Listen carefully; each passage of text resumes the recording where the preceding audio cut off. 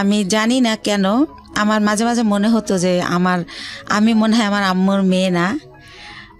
আমার আম্মু আমি স্কুলে যাই সেটা চাইতো না। আমি সকালবেলা মাদ্রাসায় যেতাম পড়তে, আমার খুব ভালো লাগতো। আমার আম্মু সেটাও পছন্দ করতো না।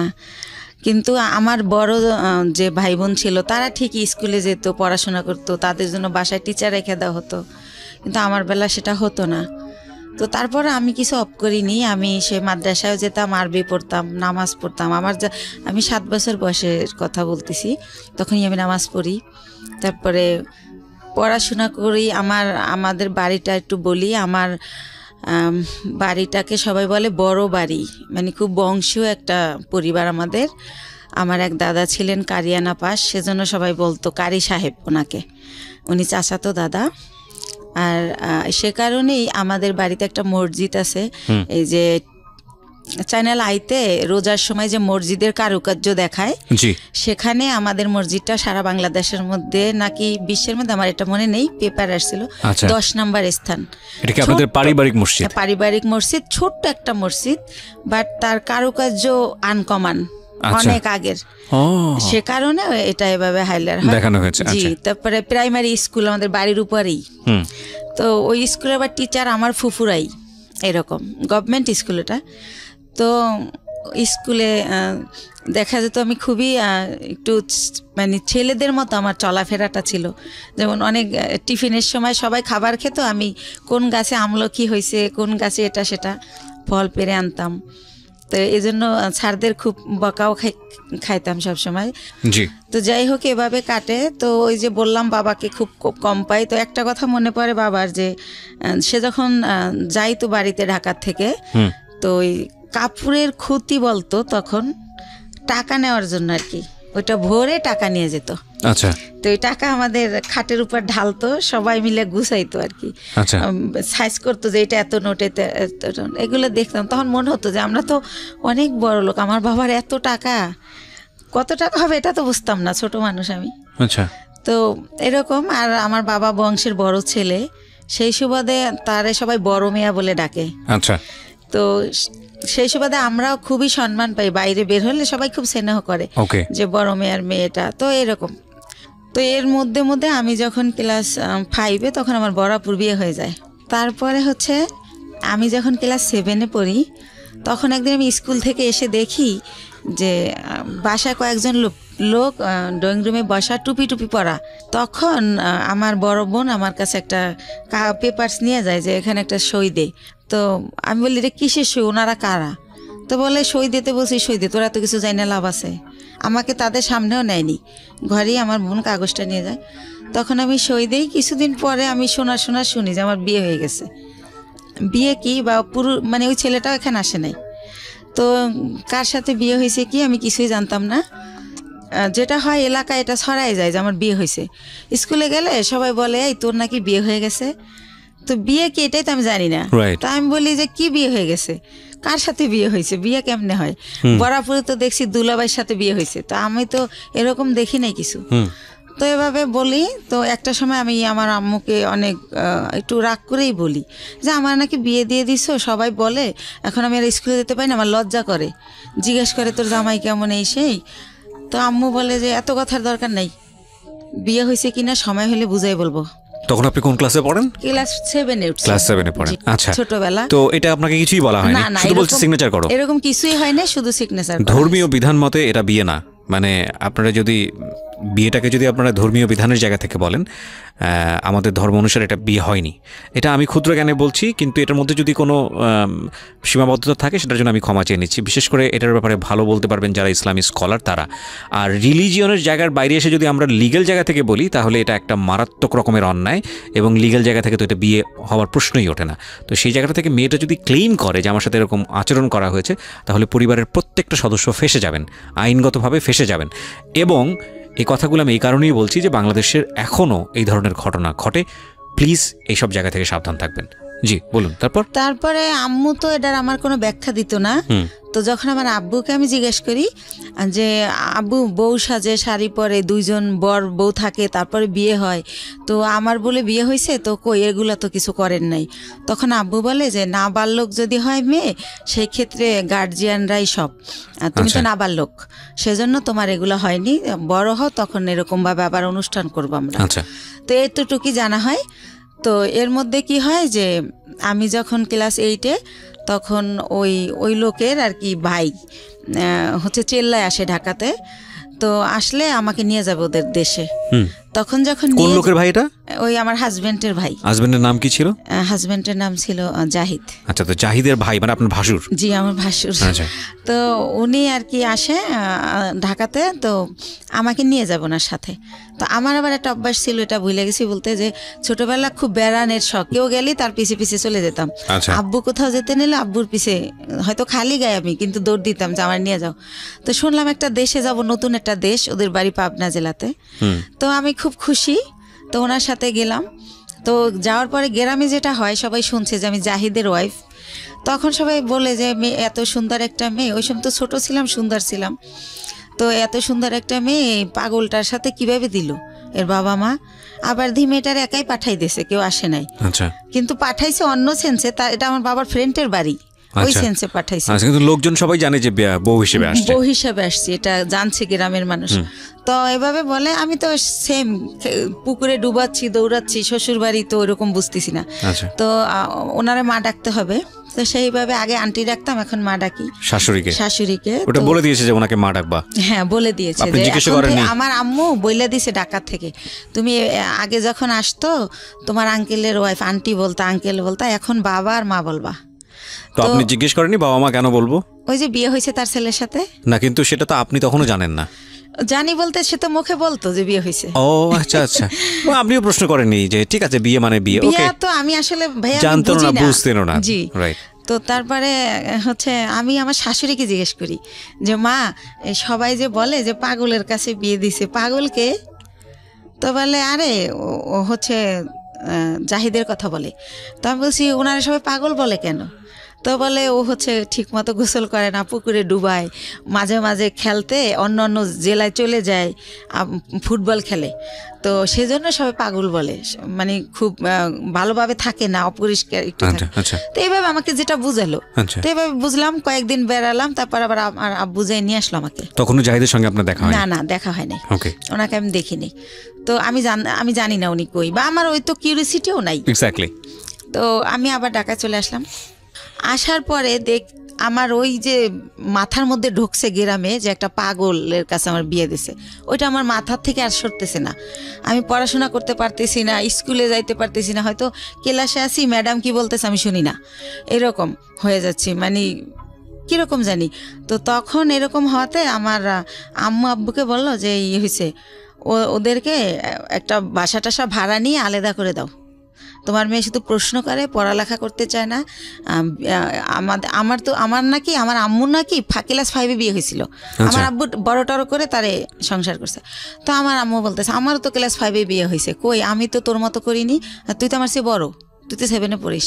তো এরকম আমার ব্যাপারগুলো কেমন জানি লাগে, আমি কি করব বুঝতে পারি না, কার সাথে শেয়ার করব তাও বুঝতে পারি না। তো একটা সময় কি করে আমার আম্মু যে হাজব্যান্ড বুঝানোর জন্য নাকি আমি জানি না, আমারে একটা বাসা ভাড়া করে দেয়। এখন আমি ক্লাস 8-এ বাসা ভাড়া করে ফার্নিচার দিয়ে ওনার সাথে আমারে দেয়, উনি আনে। এই প্রথম ওনাকে আমি দেখি, একটা অনুষ্ঠানও করে ঘরোয়াভাবে নিজেদের আত্মীয় স্বজনের করে, ওই বাসাটা আমারে দেয়। মৌলবি পড়ে যে মৌলবি এনে যে কবুল বলতে হয় সেটা করিয়েছে আপনাকে? না। Very interesting. ওকে। তো তারপরে যেটা হলো, ওই দিন যেদিন অনুষ্ঠান করলো সেদিনও মিলাদের মতো করে করলো, হুজুর টুজুর ছিল ওনারা। তো যাই হোক, আর উনি পাগলটা ছিল কি পরে যেটা জানি গল্পে চলে আসবে, উনি সবসময় এরকম না, 24 আওয়ার্স এরকম তা না। তো উনি সকালে, আমি তো আম্মু বলছে সকালে রান্না করতে, তো রান্না করতে পারি না, তাও ডাল চাল মিলে একটু খিচুড়ির মতো করলাম। তো উনি খেয়ে অফিসে চলে গেল ওই গার্মেন্টসে। তারপরে এভাবেই করে, সে বাসায় আসে, খাওয়া দাওয়া করে, আমার সাথে তেমন কোনো কথা বলে না। এরকম পরের রাতে আবার দেখলাম কি, আমার একটা ছবির অ্যালবাম ছিল ফ্রেন্ডদের সাথে, কাজিনদের সাথে, ওইটা উনি টেনে ছেড়ে তো ওই কাগজ ছেড়লে একটা আওয়াজ হয়, তো আমি ঘুমাই পড়ি কিন্তু ওই আওয়াজে জেগে যাই। তখন আমি বলি যে আপনি এগুলো ছেড়েন কেন, কি হয়েছে আপনার? এটা বলতেই সে আমাকে একটা চর মারে যে তুমি ছেলেদের সাথে ছবি তুলছো কেন? ছেলে মানে আমার কাজিনরা। আচ্ছা আচ্ছা। তখন আমি বলি তো কি হয়েছে, ও তো আমার খালাতো ভাই, আর আমরা তো একই বয়সের, একসাথে পড়াশোনা করছি, আমাদের বাসা থেকে পড়াশোনা করছে, তাই আপনি এমন করেন কেন, আপনি কি পাগল? আমি রাগ করে বলে ফেলি। তখন আমি ঠিক করি যে এর সাথে তো থাকা যাবে না, এভাবে কিভাবে থাকবো।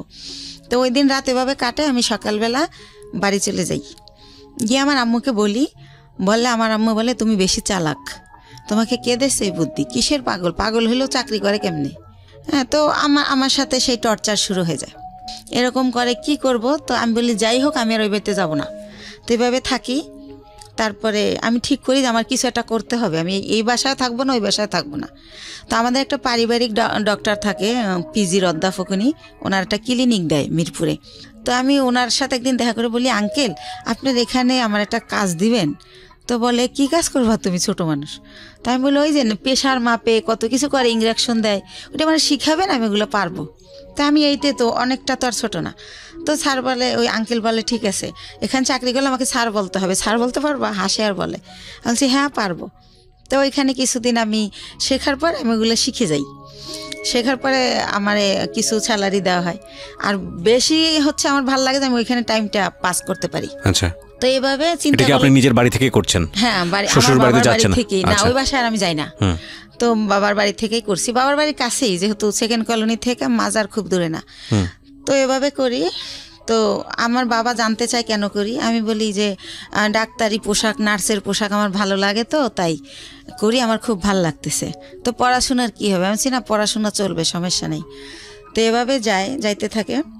তো ওই লোকটা একেবারে অসুস্থ হয়ে পড়ে একটা সময়, মানে জাহিদ। আচ্ছা, আপনার হাজবেন্ড? হ্যাঁ, অসুস্থ হয়ে পড়লে ওনাকে অনেক জায়গায় ডাক্তার দেখানোর পর লাস্টে ওই ক্লিনিকেই ভর্তি করে।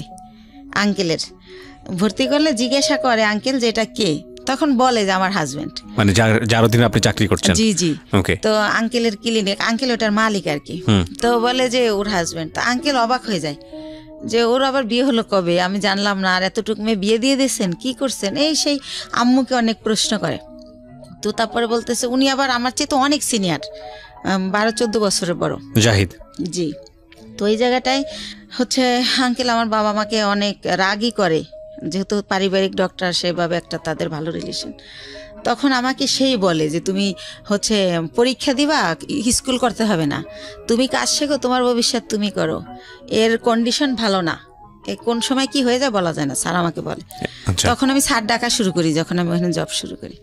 তো তারপরে যেটা হয় যে আমার আব্বু ওনাকে ভারতে নিয়ে যায় ট্রিটমেন্টের জন্য, যেহেতু আমাকে বিয়ে দিয়ে ফেলছে। আর আমাদের ফ্যামিলিতে 2 বিয়েটা অ্যালাউ করা হয় না, বা ডিভোর্স এটা অ্যালাউ করতে পারে না। ওই যে বললাম আমার দাদা কারিয়ানা পাস। তো ওইখানে গেলে ওনার ধরা পড়ে যে ওনার বুকের একটা হাড় ভাঙা, ওনার এই মাথার কিছু রক, ছোট ছোট রক ড্যামেজ। তো এইভাবে অনেক কিছুই ধরা পড়ে যায় বাবার কাছে। তো বাবা আয়সা যখন আমার শ্বশুরের মধ্যে মারা যায়, তো শাশুড়িকে প্রশ্ন করে যে আপনার ছেলে এত দিক দিয়ে ড্যামেজ, তারপর আমার মেয়েটাকে কেন নিলেন? আমার এত সুন্দর মেয়েটা হরিণের মতো দৌড়াতো, সেই মেয়েটাকে 3 মাসের মধ্যে আমি যখন ঢুকি আমার 8,000 টাকা স্যালারি ধরে, 3 মাস পরে আমার স্যালারি 15,000 হয়ে যায়। আমার একটা লাইনের দায়িত্ব দিয়ে দেয়, লাইন শিপ বলে ওটাকে। তো এভাবে ও জব করে, আমিও জব করতে থাকি। তো ভালো এরকম। তো ওই মালিক ওইখানে আবার 3 বাইরের গার্মেন্টস। তো 3 ছাড়ই হচ্ছে আমারে এত ভালো জানে যে এক স্যার যখন আসবে না, অন্য স্যার কি করে আমি জানি বলি, এভাবে আমাকে করে আর কি, যে তুমি আমাদেরকে বলবা। তো এভাবে স্যাররা আমারে এক্সট্রা কিছু টাকা দেয়, এমনিতেই, আমি চাই না, দেয়। আর আমি খুব কর্মঠ, খুব মন দিয়ে কাজ করি, এটা তাদের চোখে পড়ে, বা ডে বাই ডে আমি এত ইমপ্রুভ করি যে যারা 3 বছর চাকরি করে এত উন্নতি করে নাই। তো এভাবে স্যাররা খুবই ভালোবাসে আমাকে। তো এর মধ্যেই হচ্ছে আমার বেতন মোটামুটি 20,000-এর উপরে হয়ে যায়, এই এক্সট্রা টাকা নিয়ে, ওভার টাইম নিয়ে। এর মধ্যে ওই লোকটা আবার অসুস্থ হয়ে যায়, এমন অসুস্থ যে একদম হলুদ হয়ে যায়, একদম খারাপ অবস্থা হয়ে যায়। তো তখন আমার বাড়িতে নিয়ে যায় ওই মিরপুরে, নিয়ে আমার মা বোনেরা লতা পাতা জন্ডিস হিসাবে রস করে খাওয়ানো, ডাক্তার দেখানো, এগুলো করতে থাকে। এর মধ্যে ওই লোকের 3 মাস পর্যন্ত আমার কারণে মালিকে বেতন দেয় এমনি। আচ্ছা, যেহেতু আমারে ভালো জানে তারা মেয়ের মতো, সে কারণে বেতন দেয়। ওই লোককে মানে আপনার হাজবেন্ড? আমার হাজবেন্ড একই গার্মেন্টসে কাজ করতো? জি, একই গার্মেন্টসে কাজ করি। ওকে। এই যে আরো কিছু ওনার কিছু সিমটম ছিল। রাতের বেলা হঠাৎ করে মানে আমি ঘুমের মধ্যে দেখতাম কি সে মানে ভৌতিকভাবে আমার দিকে তাকায় আছে। ঘুমের থেকে উঠে মানে ওনার দাঁতগুলো খুব বড় বড় ছিল, আর ওনার উনি অনেক চেকন ছিল, অনেক লম্বা ছিল। তো উনি যখন খালি গায়ে এরকম করতো মনে হতো ভূত। তো আমি খুব ভয় পেতাম। তো ভয় পেলে কি হবে, আমি আবার ছোটবেলা থেকে তো কোরআন পড়তাম, নামাজ পড়তাম, তো ওইভাবে আবার দোয়া টোয়া পরে আবার ঘুমাই যেতাম। যেহেতু আমার অফিসটা ছিল সকাল 8টা থেকে রাতের 10টা পর্যন্ত, তো অনেক হার্ডওয়ার্ক করা হতো, রাতে খুব ক্লান্ত থাকতাম। তো আমি আর কেউ বলা বন্ধ করে দিলাম, কারণ ফার্স্ট দিকে যখন এর কথা বলতাম কেউই তো অ্যালাউ করতেছে না, আমাকে কেউ বুঝতেই আসে না। তো যাই হোক, এভাবে হয় আমার এভাবে চাকরি করতে করতে 2001 সালে আমি 2000-এর শেষের দিকে আমি কনসেপ্ট করি, অফিসে মাথা ঘুরে পড়ে যাই। তখন আমারে পরীক্ষা নিরীক্ষা করে ডাক্তারের কাছে নিয়ে দেখে যে আমার বাচ্চা পেটে। জি। তো বাচ্চা পেটে দেখলেও আমি অসুস্থ, ওষুধ খাচ্ছি, রেস্ট, যখন মাথা ঘুরে যায় নামাজের রুমে রেস্ট নিচ্ছি, যেহেতু স্যাররা আমার ভালো জানে। তো সেভাবে আমি আমার জবটা চালিয়ে যাই। তো যখন 6 মাস হয়ে যায় তখন আমি আর পারি না, নিজের সাথে আর যুদ্ধ করতে পারি না, তখন আমি জবটা ছেড়ে দেই। তো এর মধ্যে আমার মোটামুটি বেশ কিছু টাকা সঞ্চয় হয়ে যায়। তো জবটা ছেড়ে দেওয়ার পর আমার বেবিটা যখন হয় 2001 সালের মানে জানুয়ারি মাসের 31 তারিখ রাত 12:30টায় হয় আমার ছেলেটা। সেখানেও বলি, আমাকে যখন একটা প্রাইভেট ক্লিনিকে নেয়, অন্য লোকে নেয়, আমার হাজব্যান্ড নেয় না। আর আমি যে প্রেগনেন্ট, এই সময়টা আমার মার আমাকে একটু সময় দেওয়া উচিত, আমার কাছে থাকা উচিত, কিন্তু আমার মা সেটা করে না। তো সে কারণে আমি ওই ভাড়া বাসায় থাকি, মার কাছে আর থাকি না। তো আমি যখন অন্য মানে ভাড়াটিয়ারা নিয়ে যায় একটা ক্লিনিকে, সেখান থেকে আমার অবস্থা খারাপ দেখে, যেহেতু আমার বয়স কম, সেজন্য আমার অবস্থা খারাপ হয়ে যায়, বা আমার খাওয়া দাওয়া হয় না ভালো। তো আমার ঢাকা মেডিকেল নিলে তখন ডক্টররা বলে যে ইমিডিয়েটলি সিজার করতে হবে, না হলে বাচ্চা মা কাউকে বাঁচানো যাবে না। তো সিজার করবে, হাজব্যান্ডের সিগনেচার লাগবে। এখন হাজব্যান্ড কোথায়? তখন উনি আবার ওই অসুস্থ থেকে সুস্থ হয়ে মোটামুটি অফিসে আবার যায়, ওই কোম্পানি আবার অফিসটা পুরান ঢাকায় নিয়ে যায়, সেখানে উনি জব করে। তো ওনাকে বারবার বলা হয় যে আপনি আসেন, আপনার সিগনেচার ছাড়া অপারেশন হবে না। বলে কেউ একজন দিয়ে দিলি হয়, আমি যাব না। সে আর যাই না। তো এক পর্যায়ে আমার যে এক ভাইয়া, ওই যে বললাম যে আগে জব করতাম একসাথে, ওই ভাইয়াটা হাজব্যান্ডের জায়গায় সিগনেচার করে। তো আমার সিজারে আমার ছেলেটা হয়। আপনার ছবি দেখাবো না, আমি নিয়ে আসছি মাশাল্লাহ।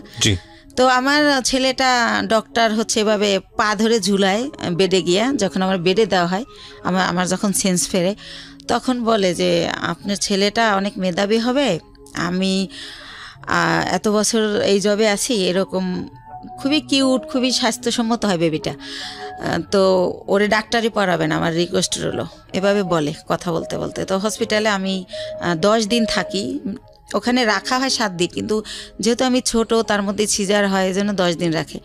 তো এর মধ্যে কি হয়, আমার মা যেদিন আমার সিজার হয় তার পরের দিন আমার মার বাসার একটা কাজের মেয়েকে পাঠিয়ে দেয়, কিন্তু আমার মা যায় না।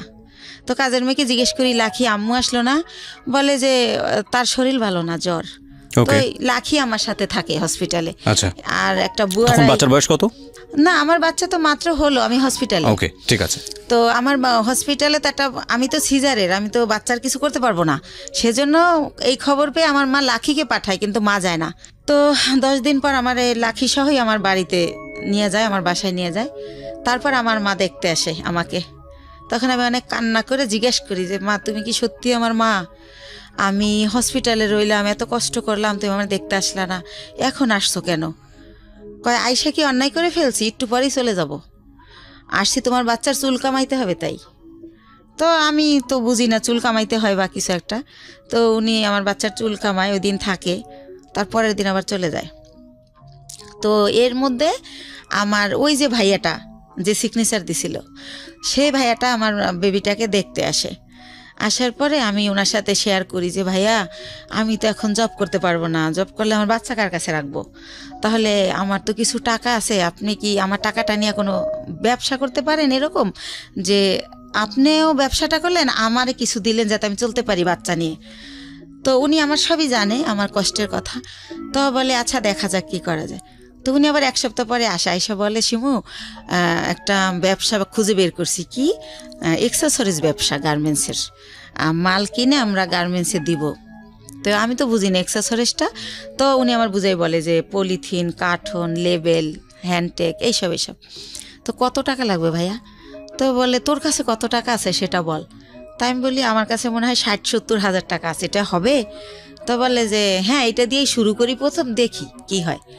তো আল্লাহ রহমতে উনি শুরু করলে প্রায় আমার খরচও চালায়। এরপরে উনি 6 মাস পরে বলে যে প্রায় আমাদের পুঁজি হয়ে গেছে 3 লাখ টাকার মতো 6 মাসের মধ্যে। তো অনেক ভালো লাভ। তো তখন বলে যে আরও টাকা ইনভেস্ট করলে ভালো হতো। তো আমার বাবার দেওয়া কিছু গয়না থাকে আমার, সেই গয়নাগুলো আমি বিক্রি করে আরও টাকা ওইখানে ঢুকাই। তো এরকম করতে করতে আমার বাচ্চাটা, মানে আমার ছেলেটার বয়স হয়ে যায় 2 বছর। 2 বছর, ওকে, 2 বছর হয়ে যায়। তো আল্লাহ রহমতে ভালোই আছি, ভালোই চলতেছি, ব্যবসা খুব ভালো হচ্ছে। তো এভাবে তো আমি বলি যে ভাইয়া এখন একটা অফিস নেন, তাহলে আরও ভালো হবে। তো ভাইয়া কি করে, একটা আরামবাগে ছোট একটা অফিস ভাড়া নেয়, কার্ড ছাপায়, ভিজিটিং কার্ড, কোম্পানির একটা নাম দেয়, স্বদেশ ইন্টারন্যাশনাল। তো এইভাবে একটা নাম দিই আমরা। তো তারপরে যেটা হয় যে ব্যবসা কি হয়, যে টাকা যায় তার চেয়ে আমরা 3 ডবল মাল বাকি আনা যায়। ধরেন 1 লাখ দিয়ে 3 লাখ টাকার মাল বাকি আনা যায়। এভাবে আমরা আবার কোম্পানির মাল দেই। এভাবে করতে করতে আল্লাহর রহমতে আমাদের পুঁজি প্রায় সে 30-40 লক্ষ টাকা হয়ে যায়। যেহেতু আমরা কম পুঁজি খাটাই ভালো ব্যবসা করতেছি, যেহেতু আমাদের লেনদেন ভালো। এর মধ্যে আমাদের 3টা কর্মচারী নিয়ে নেয় ভাইয়া, একটার নাম স্বপন, একটা বাপ্পি, আর একটা রেজা। তো এভাবে ভালো ব্যবসা চলতেছে। তো আমার ছেলেটা 2 বছর যখন হয়, ও একা পেন্সিল খাতা দিয়ে বসাই দিয়ে খেলতে, দেখি যে ও সরোয়া লিখে ফেলে। এভাবে তো দেখি যে আব্বু এরকম করো, তো লেখে। তো তখন আর ওরে আমি বলি আমার ভাইয়াকে যে ভাইয়া ওরে না স্কুলে দিয়ে দেই, কিন্ডারগার্টেনে, ও তো লেখা শিখে গেছে। কয় দূর হবো কা, এত তাড়াতাড়ি না। তো এরকম করতে করতে আমাদের বাসায় একটা ম্যাডাম ভাড়া থাকে পাশের ফ্ল্যাটে। তো ম্যাডামকে বলি, ম্যাডাম কয় ওর পরীক্ষা দেওয়া লাগবে না, এমনি নিয়ে যায় নাইসেন, ভালো হবে, এতে ওর শেখা হলো, সামনের বছর ভর্তি করবেন। তো এইভাবে নিয়ে যেতাম, আসতাম, ফিটার নিয়ে যেতাম ব্যাগে করে, ওর ফিটার খাওয়াতাম টিফিনে। তো এভাবে ওরা সবাই আদর করে। ওর নাম হীরামণি। তো ওর নাম হীরা, আদর করে সবাই হীরামণি ডাকে।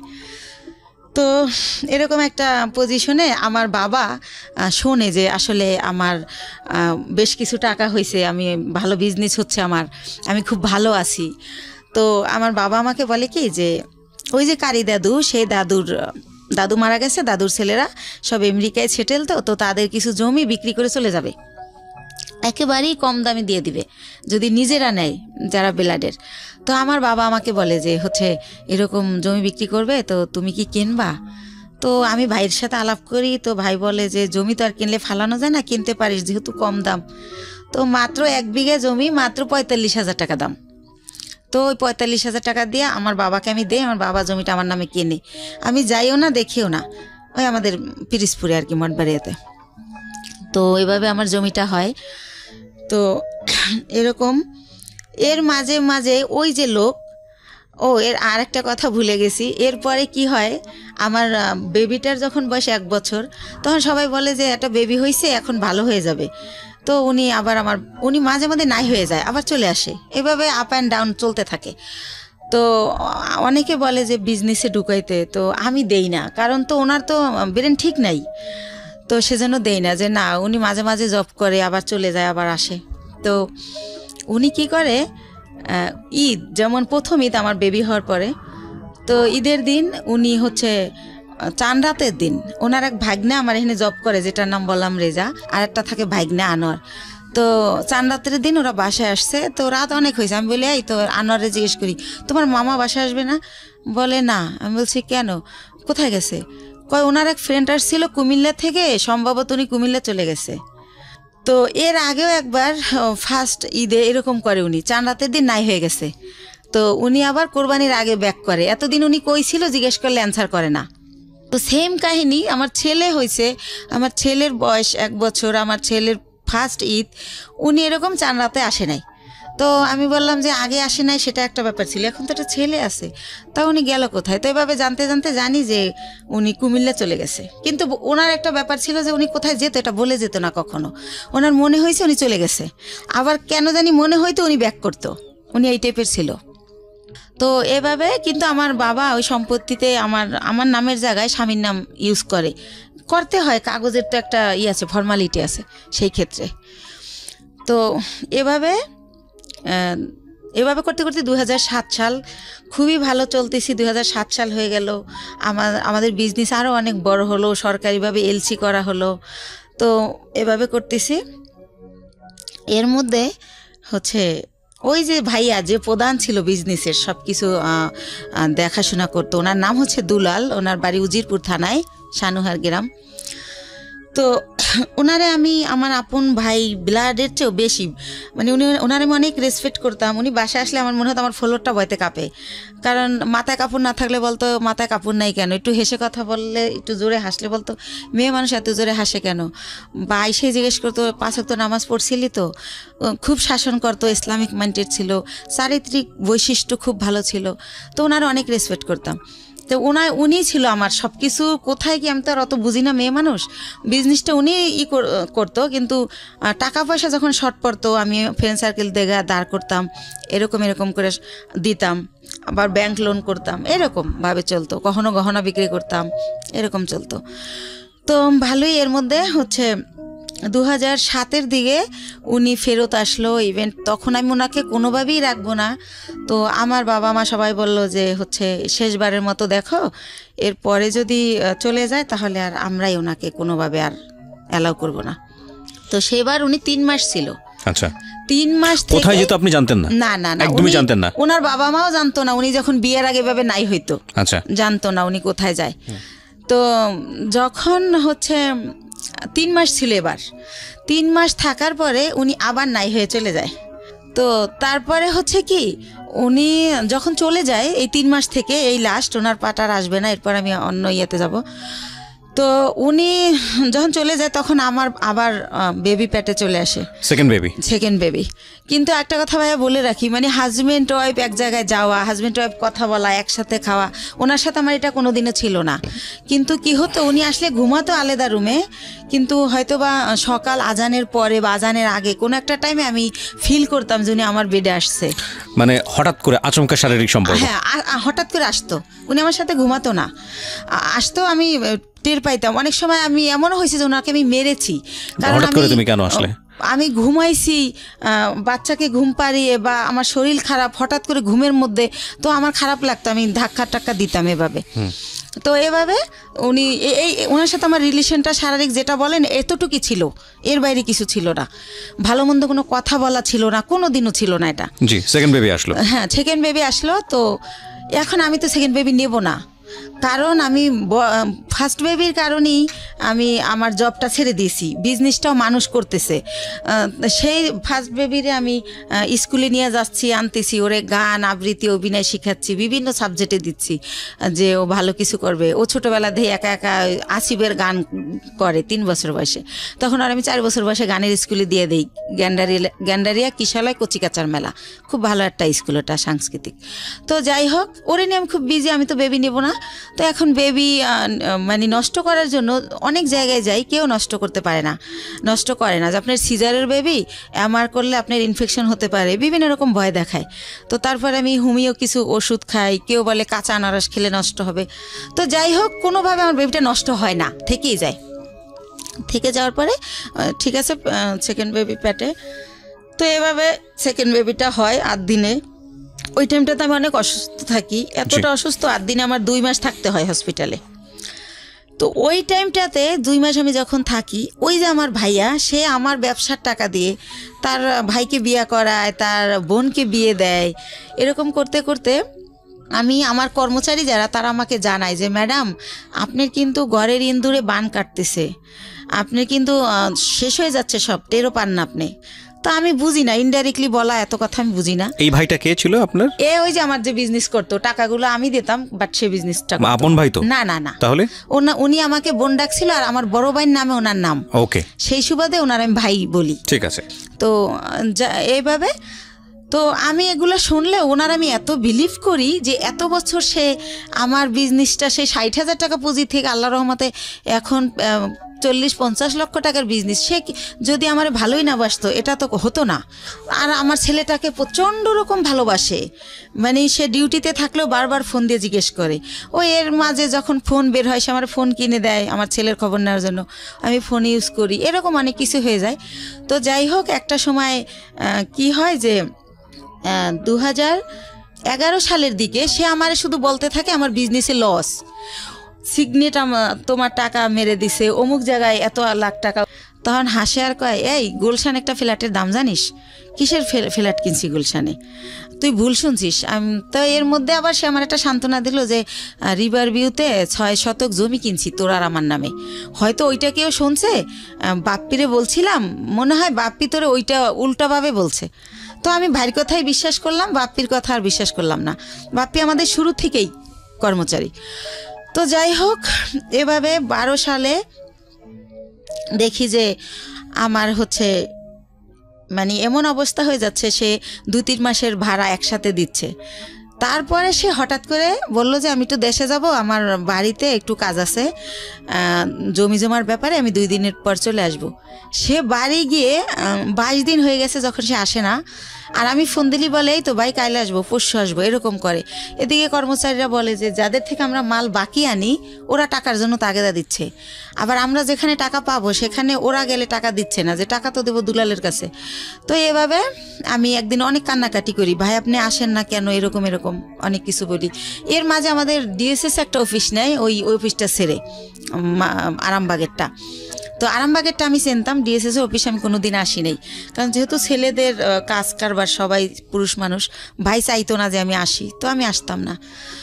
তো আমি অনেক কান্নাকাটি করি যে ভাই আমার কি সব কিছু শেষ হয়ে গেল, আমার স্বামী দিয়ে আমি সুখ পাইলাম না, আমি চিন্তা করছিলাম আমার ছেলেটাকে আমি মানুষ করব, আপনি তো সবই জানেন আমার জীবনের, এখন আপনি কোথায় গিয়ে লুকাই রয়েছেন, আমার কি হবে এখন, আমি কোথায় যেয়ে দাঁড়াবো। তো এভাবে অনেক কান্নাকাটি করার পরে বলে কি যে আচ্ছা ঠিক আছে আমি 2 দিন পর আসতেছি। এরকম করতে করতে সে 1 মাস থাকে। 1 মাস থাকার পর আমি জানতে পারি যে সে বিয়ে করছে দেশে, সেজন্য সে আসে না। তো সে 1 মাস পরে সে বউ নিয়ে এসে ওই গুলশান ফ্ল্যাট কমপ্লিট হয় নাই দেখে সে লেট করতেছিল বাড়িতে। তো যখন সে নিউজ পায় যে ফ্ল্যাট কমপ্লিট, তখন সে বউ নিয়ে ওই ফ্ল্যাটে ওঠে, কিন্তু টাকা কিন্তু তার একটা পয়সাও ছিল না, টোটাল টাকাই কিন্তু আমার ছিল। সে ওঠার পরে আমি ওইটাও বাপ্পির কাছে জানি। আমি যখন জিজ্ঞেস করি ভাই আপনি কোথায় উঠছেন, সে আইসা বলে যে আমি তো এরকম আমারে বলে যে আমি তো বিয়ে করছি, বউ নিয়ে কি তোর বাসায় উঠবো না চম্পার বাসায় উঠবো, তার বোনের নাম বলে। এই চম্পাকেও সে বিয়ে দেয় আমার অর্থ দিয়েই, এটা আমি পারমিশনই দিছিলাম, কিন্তু সে যত টাকা খরচ করছে অত টাকা খরচ করতে আমি বলছিলাম না। তো যাই হোক, আমি বলি যে না আমাদের বাসা আপনার বউ নিয়ে উঠবেন কেন, এটা কেমন দেখা যাবে, আপনি চম্পার বাসায় ওঠেন। কারণ তার প্রতি তো এর মধ্যে আমি বিরক্তি, সে আমার সাথে যা করতেছে ঠিক করতেছে না। তো পরে আমি জানতে পারি যে সে আসলে নিজের ফ্ল্যাটই ওঠে। তো ওঠার পরে আমি তখন তারে বলতে থাকি যে ভাই আমি আপনি যে 1 মাস ছিলেন না, আমি অনেক টাকা লোন করছি, এটা দিতে হবে, আপনি আমার তাড়াতাড়ি টাকা দেন। আমি টাকার জন্য তার খালি প্রেশার ক্রিয়েট করতে থাকি যে আমার কত টাকা আছে, আমার হিসাবটা দেন। তো আরেকটা কথা বলে রাখি, সে আমার একটাবার বলে কি ডিএসএস অফিস নেওয়ার আগে যে 20 লক্ষ টাকা না দেখাইলে গভর্নমেন্ট আমাদের এলসি করতে দিবে না। তো সেই ক্ষেত্রে আমাদের তো এখন 20 লক্ষ টাকা নাই ব্যাংকে, মনে হয় 10 লাখ টাকার মতো আছে। তো ব্যাংক এশিয়াতে চম্পার একটা অ্যাকাউন্ট আছে, ওর 10 লাখ টাকা আছে। তো আমাদের টাকাটা ওর অ্যাকাউন্টে ওরে দিয়ে জমা দেওয়াই, তাহলে 20 লাখ টাকা দেখাইলে আমাদের এলসি দিবে, তাহলে আমাদের ব্যবসাটা অনেক বড় হবে, আমাদের খুব রিসেন্টলি তোদের আমি ঢাকায় ফ্ল্যাট কিনে দেবো, এইভাবে বলে।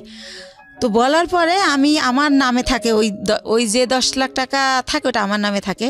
তো ওইটা আমি উঠাই দিলে ওইটা উনি চম্পার অ্যাকাউন্টে দেয়, উনিও হয়তো শুনবে এটা। তো দেওয়ার পরে দেখেন আমার টাকাটা চম্পার হয়ে গেল। তো সেভাবে এক এক করে আমার সব কিছু এরা দখল করে নিছে। তো এর মধ্যে আমার ছেলেটা তো মাশাল্লাহ বড় হয়।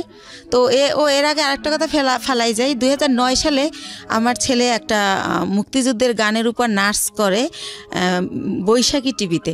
ওইটা দেখার পরে ওরে অনেক চ্যানেল থেকে ডাকে। তো তারপরে আমি ওরা অনেক কিছুতে ভর্তি করি। তারপরে হচ্ছে ও 2009-এর শেষের দিকে বাংলাদেশ টেলিভিশনে একের পর এক প্রোগ্রাম করে। তো এই যে আমার টানাপোড়ের কারণে, আমি ছেলেকে নিয়ে দৌড়ানোর কারণে, আর আমার তো বিশ্বাস ছিল যে ভাই আমার সাথে বিশ্বাসঘাতকতা করবে না। তো এইভাবে আমার ছেলের এই যে গান অভিনয় করে, নাটক টাটক, এটা বন্ধ করে দেই। ঠিক আছে, বড় ছেলে না দুই ছেলে? বড় ছেলেটা, ছোটটা না, ছোটটা ঘরেই থাকে, ওরে কোথাও নেই না। ও হয় ছোট, ওর ওই হিস্ট্রি বলবো না, চোখ ফোটে না, 7 মাসের সময় বের করে ফেলতে হয় আমার অসুস্থতার কারণে। কেন বলবেন? এটা আপনার লাইফের অনেক বড় পার্ট, এবং এই অপ্রাপ্ত বয়স্কে যে বাচ্চাটা হলো, এই বাচ্চাটার জন্য তো ভবিষ্যৎ অন্ধকার হয়ে যাওয়ার মতো অবস্থা, এবং আপনার জন্য সেটা অনেক বড় রিস্কি ছিল। বলেছেন আপনি, ইনফ্যাক্ট এতটুকু বলা ঠিক আছে। আচ্ছা ঠিক আছে। তো যাই হোক, আমি বলছিলাম না যে 2 মাস ছিলাম হসপিটালে, তো এই জন্য ছোট ছেলেটাকে কোথাও নেও না, কিছু শিখাইও না, বড় ছেলেটাই। তো এর মধ্যে হচ্ছে যেটা হয় যে আমি এখন 2 ছেলে নিয়ে কি করব। এর মধ্যে 8 সালের পরে আমার স্বামীর সাথে টোটালি আমার আর মানে কোনো খোঁজ কেউ দিতে চাইলে আমি নেই না, বা আমি এমন জায়গায় বাসা ভাড়া নেই যে সে জানি নাচে নেই, কারণ তার যে সিমটম এগুলো যেন আমার ছেলেরা না দেখে। আমার ছেলেরা জানি ভালোভাবে মানুষ হয়, আমি ওদেরকে মানুষ করব। তো এইভাবে যখন আমাকে নিঃস্ব করে দেওয়া হয়, দুলাল ভাই সব কিছুই সে আমাকে দেবে বললে নিখোঁজ হয়ে যায়, কিছুই দেয় না। আপনার বিজনেস সমস্তটুকু নিয়ে সে নিখোঁজ, একদম নিখোঁজ। সবকিছু যখন নেওয়া শেষ, যতদিন বাকি ছিল ততদিন আমাকে আশা দিত যে এই তো সামনের মাসে তোরে 7 লাখ টাকা দিতেছি, এইভাবে আশা দিত, তা 3 লাখ টাকা দিতেছি। পরবর্তীতে আর আমার কিছুই দেয় না, সে নাই হয়ে যায়। তো তখন আমি মেন্টালি এতটা ডিজাস্টেড হয়ে যাই, আমি পাগল হয়ে যাই টোটালি। আমি রাস্তায় শুধু হাঁটি। আমি সেই গ্যান্ডারের থেকে বুদ্ধিজীবী শহীদ মিনার যে 34 মাস দুপুরবেলা রোদ্রে আকাশের দিক তাকায় কান্না করি, আর আল্লাহর সাথে কথা বলি, আকাশের সাথে কথা বলি যে আল্লাহ তুমি বিচার করো, আল্লাহ আমার অপরাধটা কি, আমার বাবা মামার দিকে তাকাইলো না, আমি অনেক কষ্ট করে একটা বিজনেস করলাম, একজনের বিশ্বাস করলাম, সে এটা করলো, আমার স্বামী এটা করলো, আমার অপরাধটা কি, মানে এটা আমি কারে জিজ্ঞেস করবো পাই না। তো আমি আকাশের কাছে জিজ্ঞেস করি, আকাশের দিক তাকাই কান্না করি আর বলি। তো এই টাইমটাতে আমি ভাইয়া 3টা মাস আমি শুধু ওর স্যালাইন খেয়ে বেঁচে থাকি। মানে যখন দেখি আমি আর পারি না, তখন একটা স্যালাইন গোলাই আর খাই। আমার ব্যাগে সবসময় পানি থাকে 1/2 লিটার আর স্যালাইন থাকে 4-5টা। তো এভাবে আমি 3টা মাস, আমার মনে আছে, আমি ভাতের আহার গেলতে পারি না। আমার কি হলো, আমার কি হবে, আমি নিঃস্ব হয়ে গেলাম। দুলাল ভাইরে আর আমি খুঁজে পাই না কোনোভাবে, সে নাম্বার চেঞ্জ করে ফেলে। তো যাই হোক, তার বাড়ি ঠিকানা জানতাম, কিন্তু বাড়ি যাই আমি কি করব, কাকে বলবো, এটা সে তো বাড়িতে যায় নাই। তো যাই হোক, এভাবে গেল এই পাঠ। তো তখন আমার তো এই বাচ্চা 2টাকে কিছু করে খাওয়াতে হবে ভাইয়া। তো তখন আমি চিন্তা করলাম, আমি এর আগে ওই যে বড় জমিটা যে কিনলাম, তার পরপরই আবার একটা ছোট জমি কিনি, 5 কাঠার জমি। এটাও আমার এক চাচার থেকে কেনা। তো আমি চিন্তা করলাম যে এই 5 কাঠা জমি বিক্রি করে আমি কিছু একটা করি। তো তখন ওই 5 কাঠা জমি আমি বিক্রি করব।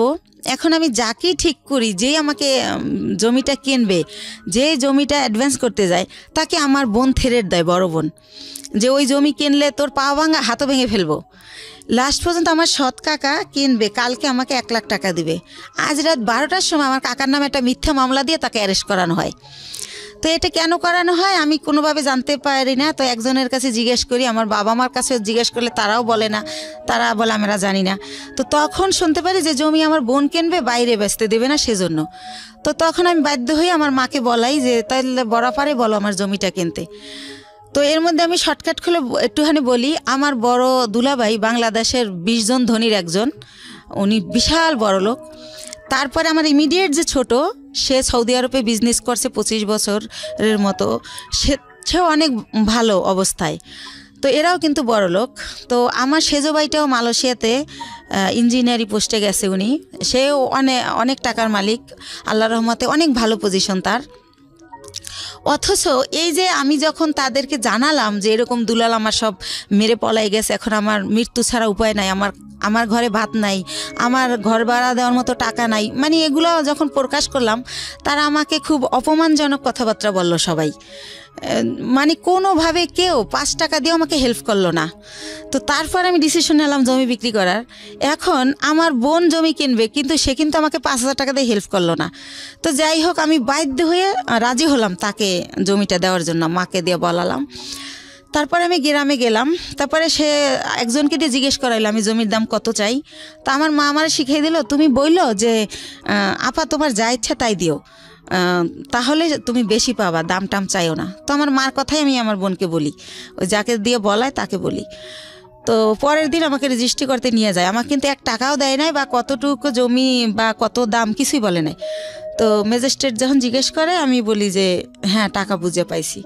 তো উনি আসার পর আমাকে মাত্র 1 লক্ষ টাকা দেয়, দিয়ে বলে যে তোর জমির দাম হচ্ছে 2,35,000, তো আর 1,35,000 টাকা আমি 15 দিন পরে দেবো। তো আমি 1 লাখ টাকা নিয়ে ঢাকায় চলে আসি। কিন্তু ওই যে দুলাল আমার টাকা দেয় না, আমি বাসা ভাড়া ছিলাম, ওই বাসা ভাড়া বেজে যায়, তারপরে ঋণ করে খাই ফ্রেন্ডদের কাছ থেকে, ছেলের খরচ করি স্কুলের। তো এভাবে ওই টাকা ঋণ দিতেই চলে যায় 1 লাখ।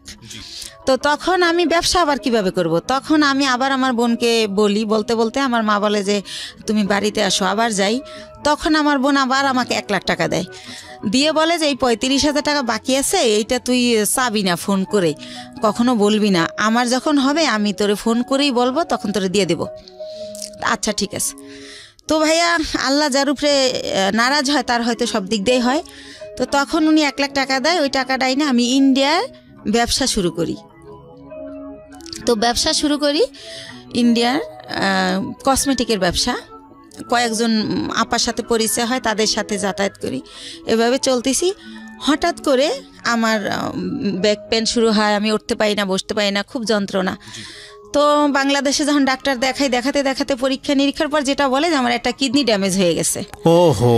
তো একটা কিডনি ড্যামেজ কত হয়ে সালের গেছে। ঘটনা এটা? কত সালের ঘটনা? এটা হচ্ছে 13 সালের ঘটনা। 13 সালের ঘটনা। তো ড্যামেজ, তখন তো আপনার জাহিদের সঙ্গে যোগাযোগ সম্পূর্ণ off। কোথায় আছে, কি করছে, কিছু জানি না। না, তো তখন আমার ড্যামেজ হয়ে গেল। তো আমার আত্মীয় স্বজনকে আমি ব্যাপারটা জানাই, মানুষ দিয়ে জানাই। কিন্তু ভাইয়া কষ্টের কথা হলো, আমার এক সৎ ফুফুর ক্যান্সার হয়েছিল, তাকে কেমো দেওয়ার জন্য আমার বোন প্রতি মাসে তার কেমোর খরচটা দিত। কিন্তু বাইরের মানুষের দেয়, যে ওর মেয়ে বিয়ে হয় না, বিয়ে দিয়ে দেয়, যার যা লাগে দেয়। কিন্তু সে আমাকে কোনোভাবে হেল্প করলো না। হেল্প না করলে আমার যে পুঁজিটা ছিল ওইটা দিয়া, আরেকটু বলি, তো বাংলাদেশে বলে ড্যামেজ হয়ে গেছে। তো আমার অনেকে বলে যে ইন্ডিয়ার ডাক্তার ভালো, ইন্ডিয়াতে দেখাও। তো ইন্ডিয়া দেবী সেটি নামের একটা হসপিটাল মুকুন্দপুরে, সেখানে আমি দেখাই। ডক্টর বুজুরিয়া, উনি কিডনি বিশেষজ্ঞ ছিলেন।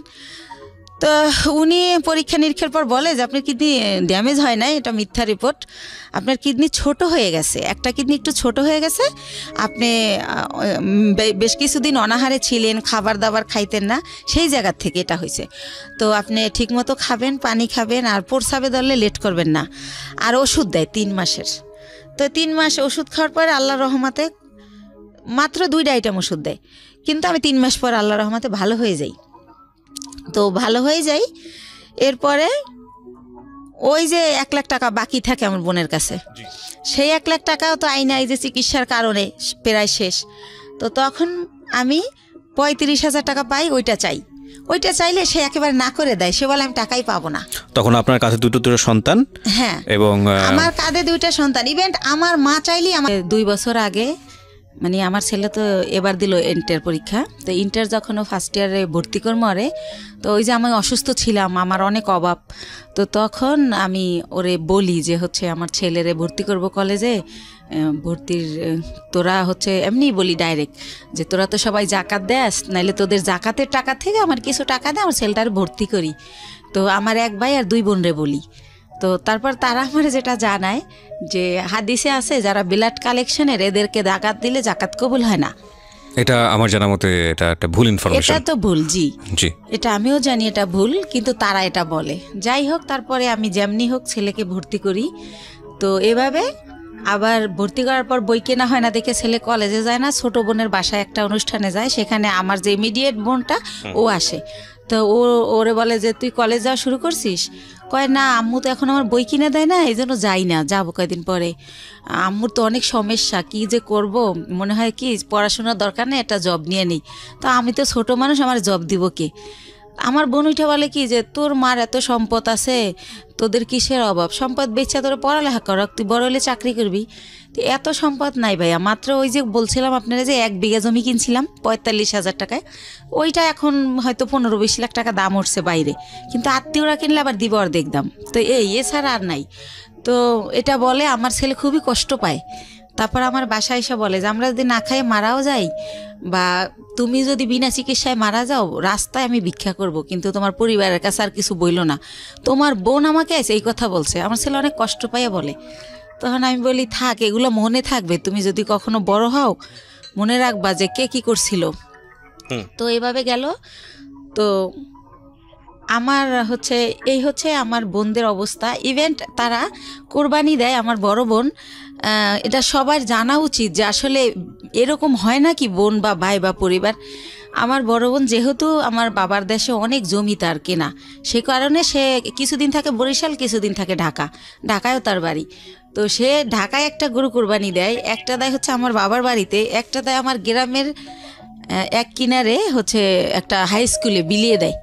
অথচ আমি আপন বোন, আমারই কিন্তু 2 কেজি গোশ দেয় না যে আমার বাচ্চারা কি খাবে। বা এই যে গ্রামে বইরা ট্রাক বইরা কাপড় দেয়, কোনো সময় বলে না 2000 টাকা দিলাম তোর 2 ছেলের 2টা শার্ট কিনে দিস। কখন এটা তারা করে না, এই হেল্পটু তারা করে না। আমার অনেক কষ্ট। তো এজন্য তাদের কাছ থেকে আমি একেবারেই দূরে আছি, কথাবার্তা বলি না। আর একটা কথা বলি, 3 বছর আগে একবার ঈদে দেশে গেছি। তো লঞ্চ স্টিমারে আমরা আসি, তো ঈদের সময় খুব ভিড় থাকে, আর ওই সময় কেবিনে অনেক বেশি ভাড়া নেয়, তো একটু কমলে ভিড় আসবো। তা আমি শুনি আমার মা কাজের মেয়েকে বলে, আমার বাড়িতে সবাই কাজের মেয়েরা কাজ করে, আমার মা বোঝে নাই যে আমি পিছনে, কাজের মেয়েকে বলে একটু কষ্ট করে কর, কি করবি। আমি ভাবছি আসছে 2 দিনের জন্য, 15 দিন হয়ে গেছে এখনো যায় না, আল্লাহই জানে কবে যাবে। মানে আপনার মা এটা বলছে? আমার মা বলে আমি 2 ছেলেকে নিয়ে বেড়াতে গেছি সেজন্য। তো আমি যে ভিড়ের জন্য ছেলেকে নিয়ে রিক্স, যদি লঞ্চ ডুবে যায় সেজন্য আসতেছি না। কিন্তু আমার মা কাজের মেয়েকে এই কথা বলে, আমি নিজের কানে শুনি। তো এইটা শোনার পরেই আমি বলি যে রওনা করি, যে আমি বাবা চলো আমরা এখন চলে যাব। তো আমার আব্বু বলে যে এখন তো লঞ্চের টাইমও না, স্টিমার টাইম নেই, কিসে যাবা? তো আমি বলি আমি বাসে যাবো। বাসের টিকিট আগে কাটতে হয়। আমি কই হাইটা যাবো ঢাকা। তো যাই হোক, আমার আব্বা আটকায় যে কাল সকালে যাও। তো পরের দিন আর কি ঢাকা চলে আসি। তো যাই হোক, এইভাবে গেল। এখন যেটা আসি সেটা হচ্ছে, আমি তো তারপরে কি করব, আমার ওইভাবে আমি কিছু এনজিও থেকে ওই যে লোন দেয় আর কি, ওই এনজিও থেকে আশা বেরাক, ওইখান থেকে। এর মধ্যে আপনার হাজবেন্ডের সাথে কোনো যোগাযোগ নাই? একদম পুরো কোনো যোগাযোগ নেই। ওকে। বা সে যে তার যে বাচ্চা আছে তার খবরও সে নেয় না, কোনোভাবেই না। তো আমি লোন তুলে তো ব্যবসা শুরু করি, কসমেটিক্সের ব্যবসা ইন্ডিয়া থেকে আইনা দোকানে দোকানে দেই, কিছু লাভ থাকে, ভালোই থাকে, চলতে পারি বাচ্চাদের নিয়ে। তো এভাবে এই ব্যবসা করতে থাকি। তো একা একা মাসে একবার ছেলেকে নিয়ে যাই, একবার আমি একা যাই, যেহেতু ছেলে পড়াশোনা করে, ছেলের তো সবসময় নেওয়া যায় না। তো এভাবে চলতেছি ভাইয়া, লোন টোন তুলে ব্যবসা করতেছি। তো এর মাঝে আবার কি হয়, আমার অনেক আগে আমার পায়ে একটা প্রবলেম হয়েছিল, কেউ একজন আমাকে মেরে এই গিটটা লড়াই দিছিল পায়ের। তো তখন ভালো হয়ে গেছিলাম। তো সেটা হচ্ছে কে একজনকে আমি নামই বলি, ওই যে আমার ভাই, যখন আমি তার একটু গালাগালি করছিলাম যে আপনি আমার টাকা দিয়ে ফ্ল্যাট কিনছেন আর আমার এখন ভিক্ষা করতে হবে, আমার কিচ্ছু নাই, আমি বাচ্চাদের নিয়ে কোথায় দাঁড়াবো। তো তখন সে আমারে খুব বাজেভাবে বকে, তখন আমিও তারে একটু রাব বিহেভ করি, তখন সে আমারে মারে, আমারে চেহার দিয়ে বাড়ি দিতে নেয়। তখন আমি পড়ে যাই, পড়ে গেলে আমার পাও ধরে মোচড় দেয়, তখন আমার এই গিটটা সরে যায়। তো তখন আমি অনেক কান্না করি, আমার ছেলে খুব চিৎকার করে কান্না করে। আমার ছেলেকে আমি এত আদর করি, মানে কি বলবো, আর আমার ছেলে ওরকম। তখন বলে বাবা তোমার আম্মু নাটক করতেছে, অত ব্যথা পায় নাই। তখনও বলে না মামা, আমার আম্মু সত্যি ব্যথা পাইছে, ও খুব কান্না করে। তারপর আমার সুমানা হসপিটালে নিয়ে গেলে ডক্টর জিজ্ঞেস করে এটা কিভাবে হলো। তখন আমারে মাপ চায়, দূরে থেকে হাত দিয়া, যে বলিস না, মাপ চায়। তো তখন আমি কি বলবো, তখন আমি ব্যাপারটা না বলে তো ডক্টর বুঝবে না। তখন আমি বলি কি আমার হাজব্যান্ড আমাকে এভাবে মারছে, আসলে তো হাজব্যান্ড না, হাজব্যান্ডের সাথে আমার যোগাযোগই নেই। তো এইভাবে ওই ব্যথাটা ভাইয়া হঠাৎ করে, যেহেতু ইন্ডিয়া যাতায়াত তো জানেন, অনেক ঘন্টা বাসে বসে থাকতে হয়, তো অনেক ঘন্টা বসে আবার আসতে হয়, সে কারণে কি না হঠাৎ করে আমার ওই বাম পাটা আবার প্রচণ্ড ব্যথা। তো আমার ছেলে আমাকে নিয়ে সরর দিতে গেল, ইয়াতে গেল, পঙ্গুতে গেল। তো তারা আবার রেফার করলো নিউরোলজি হসপিটালে। জি। তো নিউরোলজিতে আমাকে বললো এমআরআই করতে হবে। তো এমআরআই ওইখানে সরকারি এমআরআইতে ফি কম, কিন্তু 15 দিন পরে সিরিয়াল পরে। তো এই 15 দিন তো আমি সহ্য করতে পারবো না, আর আমি বেকার থাকলে আমার বাচ্চারা কি খাবে। তখন আমি বেসরকারি ইয়াতে পপুলারে যাই, ওই পপুলারে আমার থেকে 13,000 টাকা নেয় এই টেস্টটার জন্য। তো এভাবে আমি টেস্টটা করার পরে তারা বলে যে আমার ওই যে পুরানা যে মোচড় দিছিল সেইখানকার একটা আঘাত আছে রগে, ওই কারণে আমার এই প্রবলেমটা হয়। তো বইলা দেয় যে আমার হচ্ছে একেবারে 6 মাস বেড রেস্ট, সোজা শুয়ে থাকতে হবে। আমি যদি সোজা শুয়ে না থাকি তাহলে আমার এই রগের প্রবলেম যাবে না। তো এভাবে ইঞ্জেকশন দেয়, ওষুধ দেয়, কমে না, বলার পর এইটা বলে। তা আমি এতদিন যদি শুয়ে থাকি আমার বাচ্চারা কি খাবে, আমি ঘর ভাড়া দেবো কি দিয়া? তো তখন আমার বাচ্চা সবাই কাছে এটা বলে যে আমার মার এই অবস্থা, খুবই কান্নাকাটি করে। তার বাবার নাম্বার জানি কার কাছ থেকে সংগ্রহ করে তারেও ফোন করে যে আম্মু এরকম হসপিটালে ভর্তি। তো কোনো জায়গা থেকে কেউই আসে না, আল্লাহর রহমতে কেউই হেল্প করে না। তো আমার পরিচিত যারা আর কি, যাদের সাথে একসাথে বিজনেস করতে যাই, ইন্ডিয়া যাই আসি, অনেকগুলো মহিলা, আমরা সবারই যার যার সংসারের প্রবলেম, তারা এটা করে থাকে। তো ওই সব আপারা আমারে বলে যে বাংলাদেশে তো তুমি সুস্থ হইতে অনেক টাইম লাগবে, আর তোমার বাচ্চারা খাবে কি, তোমার আমরা কোলে করে শোয়াই বাসে করে ইন্ডিয়া নিয়ে যাই, হয়তো বা ইন্ডিয়া গেলে ভালো হবা। তো একটু তো আমার চলার ক্ষমতা নাহলে আমি ইন্ডিয়া কিভাবে যাব? তার মধ্যে একটা কথা বলি ভাইয়া, আমারে যখন ওই পপুলারে ওই একটা মেশিন মানে টলিতে শোয়াই দেয়, তো 2 জন নার্স কেউ আমাকে হেল্প করলো না। আমার ছেলেকে বলে কি উঠাই দাও তোমার মাকে। তা আমার ছেলে তো আর অত বড় না, সে আমারে তাও কিভাবে জানে আল্লাহ জানে, ও আমারে কোলে করে শোয়াই দেয়।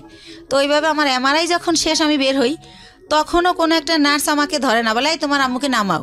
তো আমার ছেলে আমাকে জায়গায় নামাইতে গিয়ে ছেড়ে দেয়, মানে আমার ভার বহন করতে পারে না। তখন ভাইয়া ব্যথার মধ্যে আরও ব্যথা পাই। তো এত চিৎকার করতে থাকি, তখন ছেলে নিজের অপরাধী ভাবে যে আম্মু আমি তো আর ব্যথা দিলাম। তখন ওরে ঠান্ডা করার জন্য আমি বলি না কিছু হয় নাই, এমনি তো আমার ব্যথা তো এমনিই করে, তোমার জন্য না। তো আবার আমার সরর দিতে নিয়ে যায়, নিয়ে গেলে কি হয়, ওখানে ইমার্জেন্সিতে একটা সাথে সাথে হাড়ের মধ্যে ইঞ্জেকশন দেয়। ওই ইঞ্জেকশনটা দিলে ব্যথাটা একটু কমে, ওটা ও জানে, কয়েকবার নেছে। তো আমার আর ওই থেকে পপুলার থেকে বাসায় না নিয়ে যায় সরর দিতে। তো ওই দিন ওইভাবে যাওয়ার সময় যাই, যে সিএনজিটা দিয়ে নিয়ে যায়, তো ওই সিএনজি ড্রাইভারকে আমার ছেলে বলে, যেহেতু আমার ছেলে ছোট মানুষ, আমার বাসা থাকে তখন লেক সিটি হাউজিংয়ে, এবলক রোড নাম্বার 1, ওই বাড়িতে থাকি। তো বলে কি যে আঙ্কেল আপনার গাড়ি কোন দিকের? তো বলে এই যে মোহাম্মদপুর 3 রাস্তার। তো বলে কি যে আম্মুরে তো প্রতিদিন সন্ধ্যায় ইঞ্জেকশন দিতে নিয়ে যেতে হয়, নিউরোলজিতে অথবা সরার দিতে, প্রতিদিনই মানে কয়েক ঘন্টা পরে জানি আমার ব্যথাটা বেড়ে যায়, আমার এটা মনে নাই। তখন বলে যে আপনি যদি নাম্বার দিয়ে যেতেন, ফোন দিলে আপনি এসে একটু নিয়ে যেতেন আমাদের, নাইলে আমি আম্মুরে রাইখা গাড়ি আনতে যাই, ড্রাইভাররা ভিতরে আসতে চায় না। তো এইভাবে ওই আমার ছেলেই নাম্বারটা নেয় ওই ড্রাইভারের। তো তারপরে পরের দিন হচ্ছে আমার নিউরোলজিতে ওই যে রিপোর্ট নিয়ে যেতে হবে এমআরআই, যে আমার কি পজিশন দেখাইতে। তো উনি ফোন করে, আমার ছেলে আসে, তো যাই। তো গেলে কি হয়েছে, সরকারি তো সিরিয়াল থাকবেই। তো আমার ছেলে বলে আঙ্কেল আপনি কি একটু ওয়েট করে আমাদের নিয়ে যাবেন আবার বাসায়? ঠিক আছে বাবা নিয়ে যাব। তো উনি বসে, তো দেখি আধা ঘন্টা, তারপর আমার সামনে আরও 5 জন। তো আমি ফোন দিয়ে বলি যে ভাইয়া আপনি চলে যান, আমার অনেক লেট হবে। তো উনি বলে যে না আমি বসি, আপনি আবার পরে সিএনজি কোথায় পাবেন, তাছাড়া তো আমি আপনার সবসময় নিই, উনি ইচ্ছা করেই থাকে। তারপরে হচ্ছে এই লোকটা কি করে যে বসে থাকে। তো আমার যখন সব কাজ শেষ আমি আসি, তো আমি তো হুইল চেয়ারে থাকি, তখন আমি পায়ে হাঁটতে পারি না ভাইয়া, হুইল চেয়ারে আসি ওই গাড়ি পর্যন্ত। এখন ওই গাড়ি পর্যন্ত হুইল চেয়ার নামানো যাবে না, সিঁড়ি।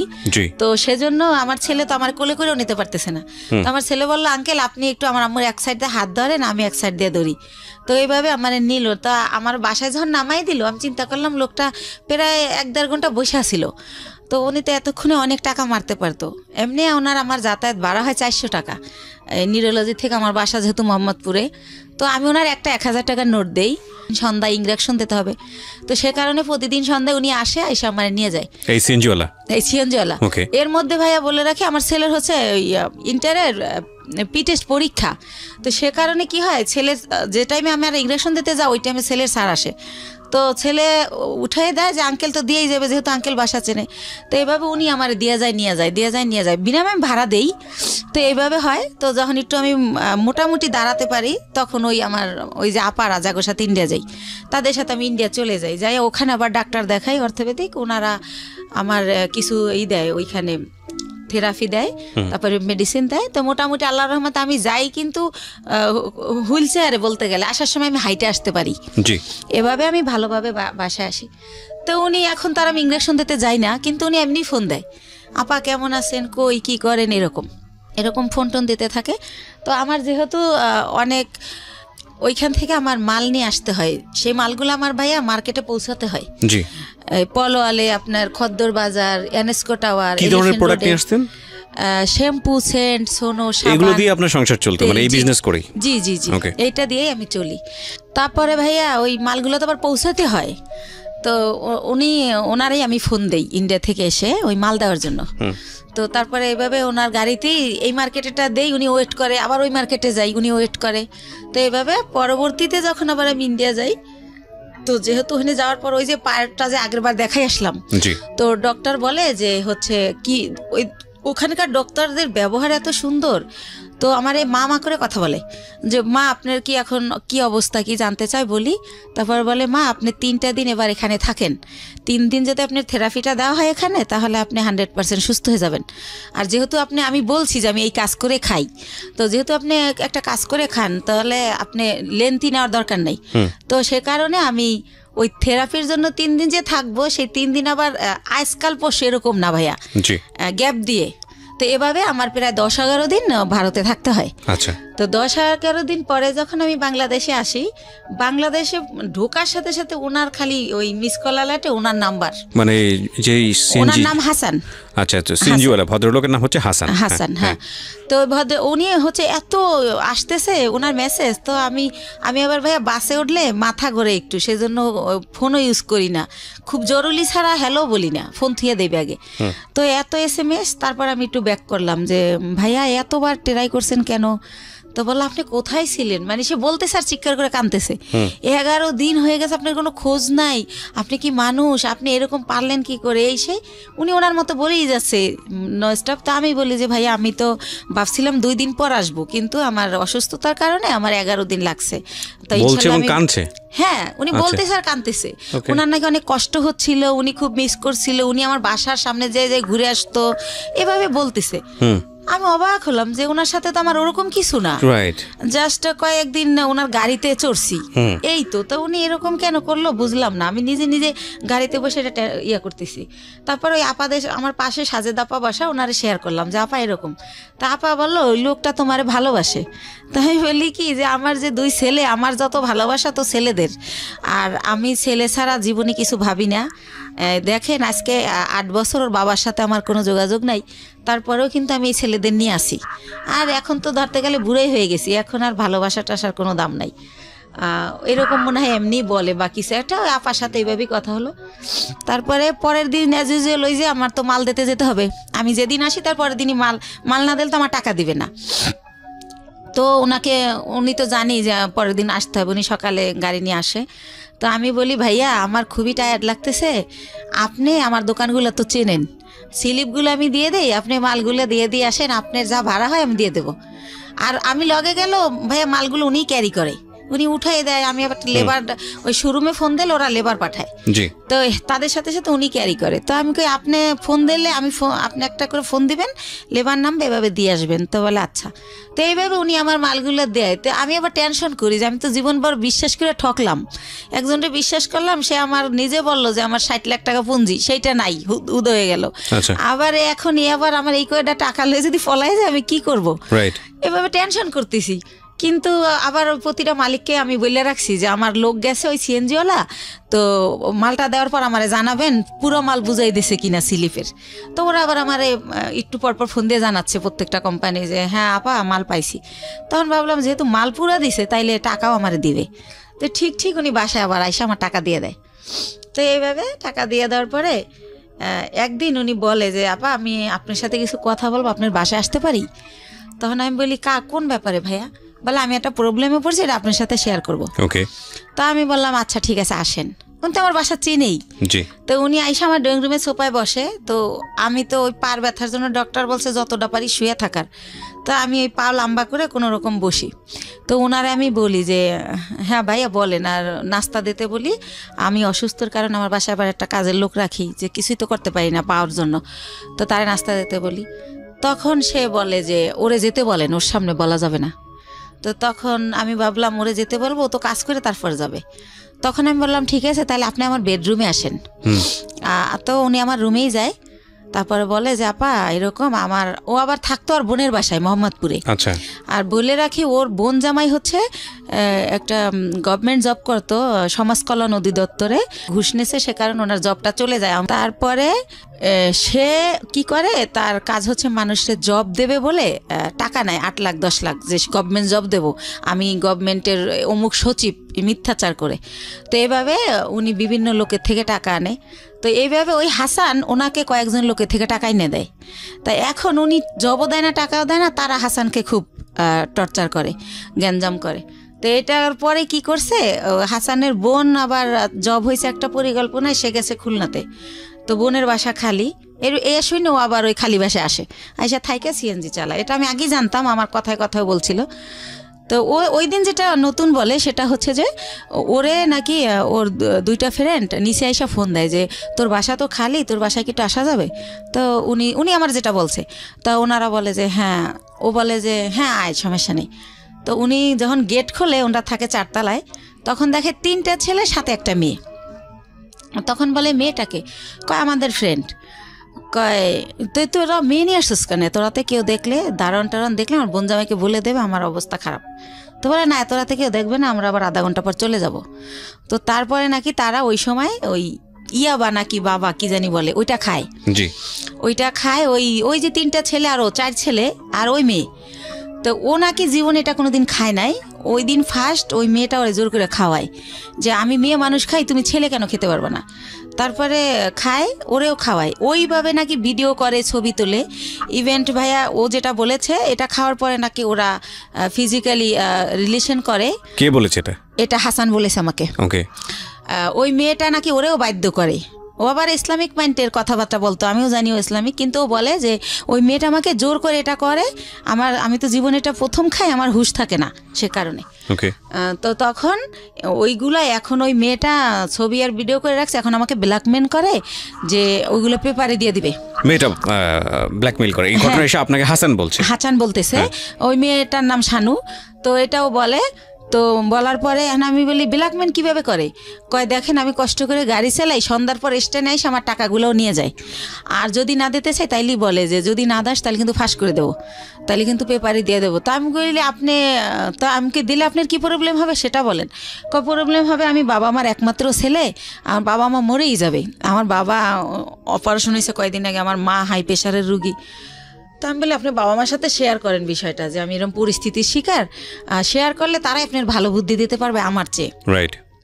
তারপর বলেন না এটা তো বলাই যাবে না, আমার মা শুনলে স্টক করবে, সে এরকম। তো আমি বলি কি করব আমি? তো আমি ওনারে বুদ্ধি দেই যে আপনি এখন থেকে টাকাও দিয়েন না, আর ওইখানে যাইন না, কয়দিন গাড়িও চালাইন না, যাতে মেয়েটা আপনার খুঁজে না পায়। তো আমি কই ঠিক আছে, অনেক চিন্তা ভাবনা করে যে আপনি মেয়েটার নাম্বার দেন। তো মেয়েটার সাথে আমি অনেক কথা বলি, ভয়টায় দেখাই যে আমি হচ্ছে ইয়াতে চাকরি করি, পুলিশ ডিপার্টমেন্টে। হ্যাঁ, তুমি এটা করো, এমনি তো ইয়াবা খাও তো আইনত নিষিদ্ধ, তারপর তুমি মেয়ে মানুষ, তারপর যেহেতু তুমি খাও তাহলে তুমি এটা ব্যবসাও করো, তোমার জেল হয়ে যাবে, এটা এইসব কয়ে ওরে ভয় দেখাই আর কি, যাতে করে ওরেও ব্ল্যাকমেল না করে ওর কারণে। তো আবার একটু পরপর ফোন দেয়, আপা শানুরে ফোন দিছিলেন, আপা কি বলছে, এরকম বলতে বলতে তো ওই রিলেটেড হইতে গিয়ে ওর সাথে আরও বেশি কথা হয়ে যায়। তো একটা সময় সে হচ্ছে বলে যে দেখেন ও যেভাবে পারে ও আমার বিয়ে করবে যে কোনো জায়গায় ধইরা, কিন্তু দেখেন এরকম একটা মেয়েকে কি বিয়ে করা যায়, যাকে নিজের চোখে দেখছি যে অন্য ছেলেদের সাথে এরকম করছে, এটা তো বিয়ে করা যায় না। তা আমি যদি কারো বিয়ে করি তাহলে ও আমার ছেড়ে দেবে, জানবে আমার বউ আছে, আমাকে আর ডিস্টার্ব করবে না। তা আমি বলি তা আপনার বাবা মা এখন কোথায়? কয় ওনারা তো দেশে, কয়দিন পর ঢাকায় আসবে, আমাকে আসলে বলবেন জানি আপনার বিয়ে করাই দেয়। তো এইভাবে গেল। উনি কি বলছে ওনার ফ্যামিলিতে আমি জানি না। ওনার বোন আমাকে ফোন দেয়, দিয়ে পরিচয় দেয় আমি হাসানের বোন, ওনার মা আমাকে ফোন দেয়, ওনার বোন জামাই আমাকে ফোন দেয়। তো এইভাবে কথা বলে সবাই, বলতে বলতে আমাকে সবাই দেখতে চায়। তো দেখতে চায় কি উদ্দেশ্যে আমি জানি না। তার বাবা আমাকে বলে মা তোমার অনেক গল্প শুনছি, তুমি আমার ছেলেটার নতুন জীবন দিছো, এই সেই, আমার ছেলেটা বখাট হয়ে গেছিলো, নষ্ট হয়ে গেছিলো, খারাপ মানুষের সাথে চলতো, নেশা করতো, এখন কিছু করে না, ভালো হয়ে গেছে শুধু তোমার জন্য। তো এরকম বলেন। আমি বলি আপনারা তো আমার আসলটা জানেন না, ও হয়তো আপনার আসলটা বলে নাই, কারণ আমার মনে হয়েছে ও হয়তো বলছে আমি আনম্যারিড মেয়ে বা এরকম কিছু, এটা আমি গেস করে এটা বলি। তারপর আমি বলি যে আমার অনেক প্রশংসা তারা করে, আমি বলি আমি দেখতে অনেক পচা, আমার প্রশংসা করেন না, আমার দেখলে আপনার ভাল লাগবে না, এখন যেমন পাগল এই দেখার রুচি থাকবে না। তো একটা সময় এত রিকোয়েস্ট করে, তখন যাই, যাওয়ার পরে দেখি যে সবার সাথে দেখা হয়, কথা হয়, তারা আমার অনেক পছন্দ করে বলে। তারপর আমি চলে আসি, আসার পরে পরের দিন ওর মা আমাকে ফোন দিয়ে বলে যে আমার ছেলে তো তোমাকে পছন্দ করে, বিয়ে করতে চায়।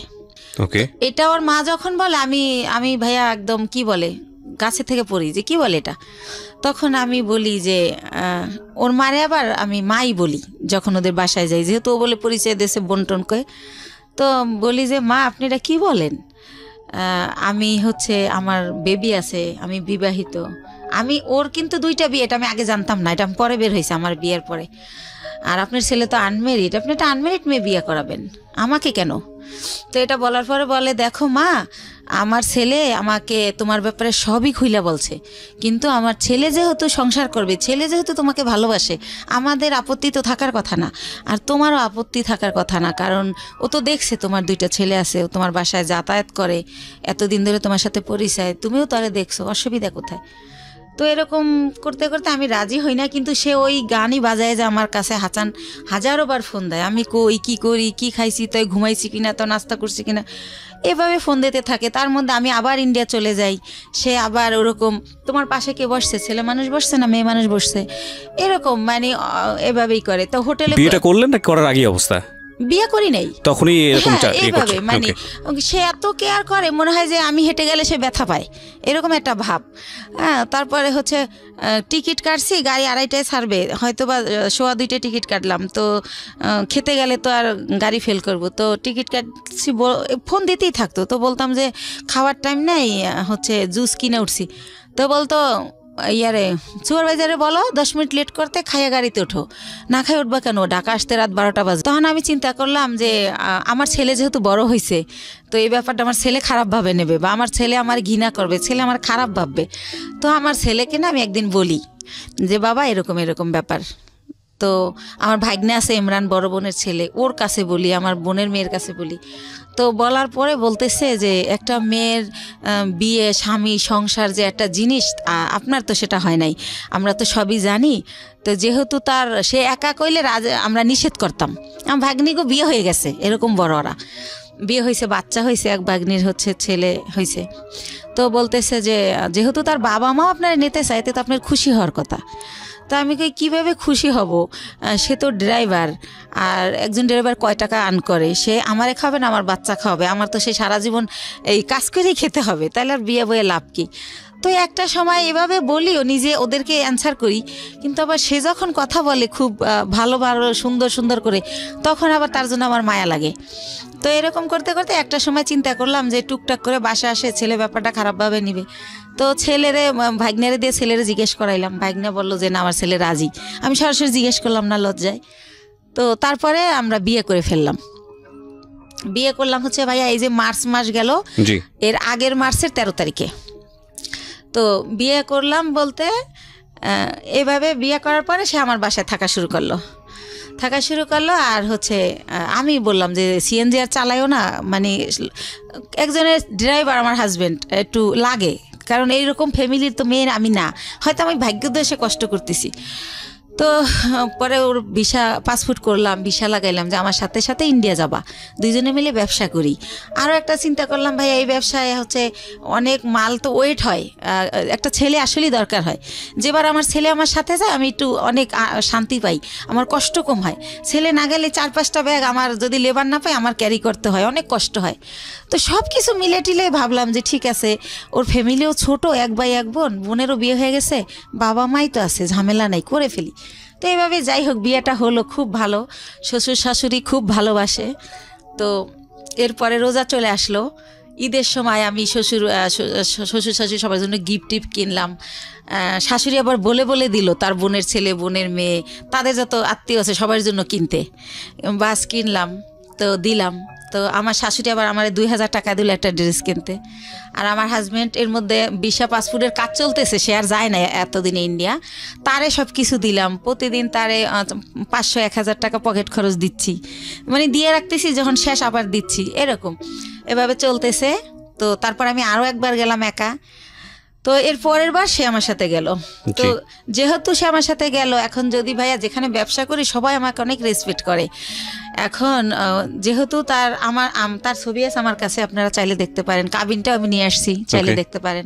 20 লক্ষ টাকার কাবিন করা হয়েছে আমাদের বিয়ের যে খরচটা ওটাও আমি দিছি, কারণ ওর তো টাকা ছিল না। তো ওর মাই শিখাই দিছিল যে 20 লক্ষ টাকার কাবিন করবা, না হলেও যদি পরে আবার কেউ বিয়ে টিয়া করে কম টাকার কাবিন থাকলে বেশি হলে আর করতে সাহস পাবে না। তো এইসব দেখে না মনে হয়তো ওর মা বাবা ওর চেয়ে আমার বেশি ভালোবাসে। আর যেহেতু আমি ছোটোবেলা থেকে ভালোবাসার খুব অভাবী ছিলাম, ওদের ভালোবাসাগুলো পেয়ে না আমি এত হ্যাপি হয়েছিলাম বলার মতো না। তো এইভাবে চলতে থাকে।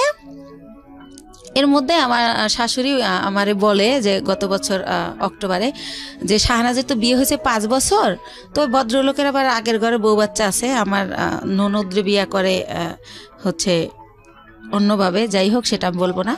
তো যাই হোক, পরে বলে যে ওর তো অনুষ্ঠান করা হয় না, দেশের কেউ জানে না, তো এবার ডিসেম্বরে তোমার আর ওর অনুষ্ঠান একসাথে করবো আমরা। ডিসেম্বরের 26 তারিখে ডেট করছে। তো আমি বললাম আচ্ছা ঠিক আছে। আমার শরম, আমি আবার এটা বললাম যে মা আমারটা করেন না, শাহনাজেরটা করেন, যা যা করার আমি করব, টাকা পয়সা যা লাগে আমি দেবো, কিন্তু আমারটা করেন না, আমার লজ্জা লাগে। আচ্ছা। তো এটা আমি বলার পরে উনি হচ্ছে অনুষ্ঠান। তখন কি আপনার মানে জাহিদ তো আগের হাজবেন্ডের নাম? হ্যাঁ। ওর সাথে কি ডিভোর্স হয়ে গেছে নাকি? জাহিদকে ওইটা আমি বলি না ভাইয়া, জাহিদকে আমি 14 সালে ডিভোর্স দিই। 14 সালে ডিভোর্স দিয়ে দিয়েছেন? ডিভোর্স এর জন্য দেই যে আবার কখন হুট করে আইসা দাবি করে, সেজন্য আমি 14 সালে ওরে ডিভোর্স দিয়ে দেই। ওকে। তো ও কি করে যে এভাবে বলে, তো বলার পরে লিস্ট আসতে থাকে, যেহেতু বিয়ে করা গ্রামে অনুষ্ঠান করবে, এটা লাগবে সেটা লাগবে। তো আমি যখন ইন্ডিয়া যাই আমার ননদ ফোন করে বলে যে আমার জন্য লেহেঙ্গা আনবা, আমি বিয়ের দিন পরবো। তো তার জন্য আমি অনেক সুন্দর দেখে একটা 12,000 টাকায় লেহেঙ্গা কিনে নিয়ে আসি। তারপরে যা যা বলে মোটামুটি, এবার আমার শাশুড়ি আমার লিস্ট দেয় যে আমার দাদি শাশুড়ি, আমার নানি শাশুড়ি, আমার মামা শ্বশুরের শাশুড়ি, সবার জন্য কাপড় কিনতে বলে। এটা কি তাদের এলাকার নিয়ম কিনা আমি জানি না, আমাকে কিনতে বলে, তো তাও আমি কিনি। আর এর মধ্যে ভাইয়া একটা কথা বলে রাখি, হাসান আমার বাসায় যখন যায়, সিএনজির যে কালারের জানেন তো ড্রেস, তো ওই কালারের একটা প্যান্ট থাকে নর্মাল, আর ওই সিএনজির একটা শার্ট, এইটা পরে কিন্তু আমার বাসায় যায়। কিন্তু এর মধ্যে ওরে আমি অনেক প্যান্ট শার্ট, অনেক ঘড়ি, যা বলেন মানে সুন্দর দেখানোর জন্য যা যা প্রয়োজনীয়, কমপ্লিট স্যুট, শু, মানে ওর পুরো গেট আপ টেট আপ আমি চেঞ্জ করে ফেলি। তো ওর বোন দেখে বলে আল্লাহ রে, আমার ভাইয়ারে তো রাজপুত্র বানাই ফেলাইছে আমার ভাইয়ের এত সুন্দর লাগে, তা আগে বুঝতাম না। এভাবে সবাই বলে। তো এইভাবে চলতে থাকে। আর আমি তো ভাইয়া কষ্ট করি ঠিক আছে, কিন্তু আমার ছেলেরা তো ওইভাবে বড় হয় নাই। তো আমি ভালো বাসায় থাকি, আমার বাসায় 2টা দারোয়ান, আমার ওরকম ফ্ল্যাটে আমি থাকি হাইফাইভাবে। তো ফ্ল্যাটে যেহেতু যে বাসায় উনি এভাবে যাওয়ার পরে তারা তো সন্দেহ করবে যে এই পুরুষটা এর বাসায় ঢোকে কেন, আমার নেগেটিভভাবে নিবে। তো তাদেরকে আমি পরে বলে দেই যে ভাইয়া ওকে আমি বিয়ে করে ফেলছি, এরকম হয়। আবার আমি যখন ইন্ডিয়াও নিয়ে যাই দেখি কানাকানি করে মালিক কর্মচারীরা যে একে, কারণ আগে তো আমি যেতাম, আমার সাথে আমার ছেলে যেত, তখন যদি ভাবে যে আপনার ছেলের বয়স কত ছিল যখন ওই ভদ্রলোককে বিয়ে করলেন হাসানকে? এই তো 1.5 বছর আগে। আমার ছেলের তো 2001-এ জন্ম, 18 চলে। তো ওরা রাজি ছিল বিষয়টা নিয়ে? হ্যাঁ রাজি ছিল, যে হাসানকে তারা বাবা হিসেবে নিতে চাচ্ছে বা এরকম। বাবা বলে না, আঙ্কেল ডাকে, কিন্তু আপনার হাজবেন্ড হিসেবে অনুমতি দিছে। আচ্ছা ঠিক আছে, ওকে। তো কি করে না, অনুমতি না দিলে তো আমি করতেই পারতাম না, করতামই না, সত্য কথা যেটা, আমার সন্তান সবার আগে। তো তারপরে আমি দেখি ওরা কানাখোসা করে, তখন আমি ভাবি যে আমার সম্মানটা তো নষ্ট হয়ে যাবে। তো তখন আমি মালিককে ডেকে বলি যে ভাইয়া কানাখোসা করার কিছুই নাই, ও আমার কোনো বয়ফ্রেন্ড না বা কোনো অন্যরকম কিছু না। ভারতে আবার অনেক মেয়েরা কি করে ভাইয়া অন্য একটা ছেলের সাথে চলে যায়, তো এরকম একটা প্রবাদ আছে। তখন আমি বলি ভাইয়া আমি তো রিসেন্টলি বিয়ে করে ফেলছি, ও আমার হাজব্যান্ড। এভাবে ইচ্ছা করে সবাইকে আমি বলে দেই। তো সবাই বলে না ভালোই হয়েছে, ছেলেটা ভালো। তো যাই হোক এভাবে চলতে থাকে। তো ডিসেম্বর মাসে আমি তো ওই অনুষ্ঠান করব না, কারণ ওই হলুদ দেবে কি করবে না করবে, আমি বাচ্চা কাচ্চার মা, আমার এটি ভালো লাগে না। তো আমি বলি যে মা আমি সব দেবো, কিন্তু আমি যাব না। তো সব কেনাকাটা করে দেই। ওর বোন জামাই আমাকে লিস্ট ধরাই দেয় যে সে হচ্ছে গরু কিনে দেবে, আর মুরগি হতে যত বাজার এই টাকাগুলো আমি দেব। তো এই কথায় আমি হাসানকে বলে ফেলি যে হচ্ছে আমি এত টাকা কই থেকে দেবো, তাহলে তো আমার ব্যবসার পুঁজি থাকবে না। তখন হাসান বলে যে তুমি দিতে পারবে না, তাদেরকে বইলে দিতে, আমারে বলো কেন? তখন আমি বলি তুমি আমার হাজবেন্ড, আমার ভালো মন্দ তো তোমার দেখার দায়িত্ব, তুমি এখানে থাকো খাও আমরা একসাথে না, তো তো তোমাকেই তো বলবো।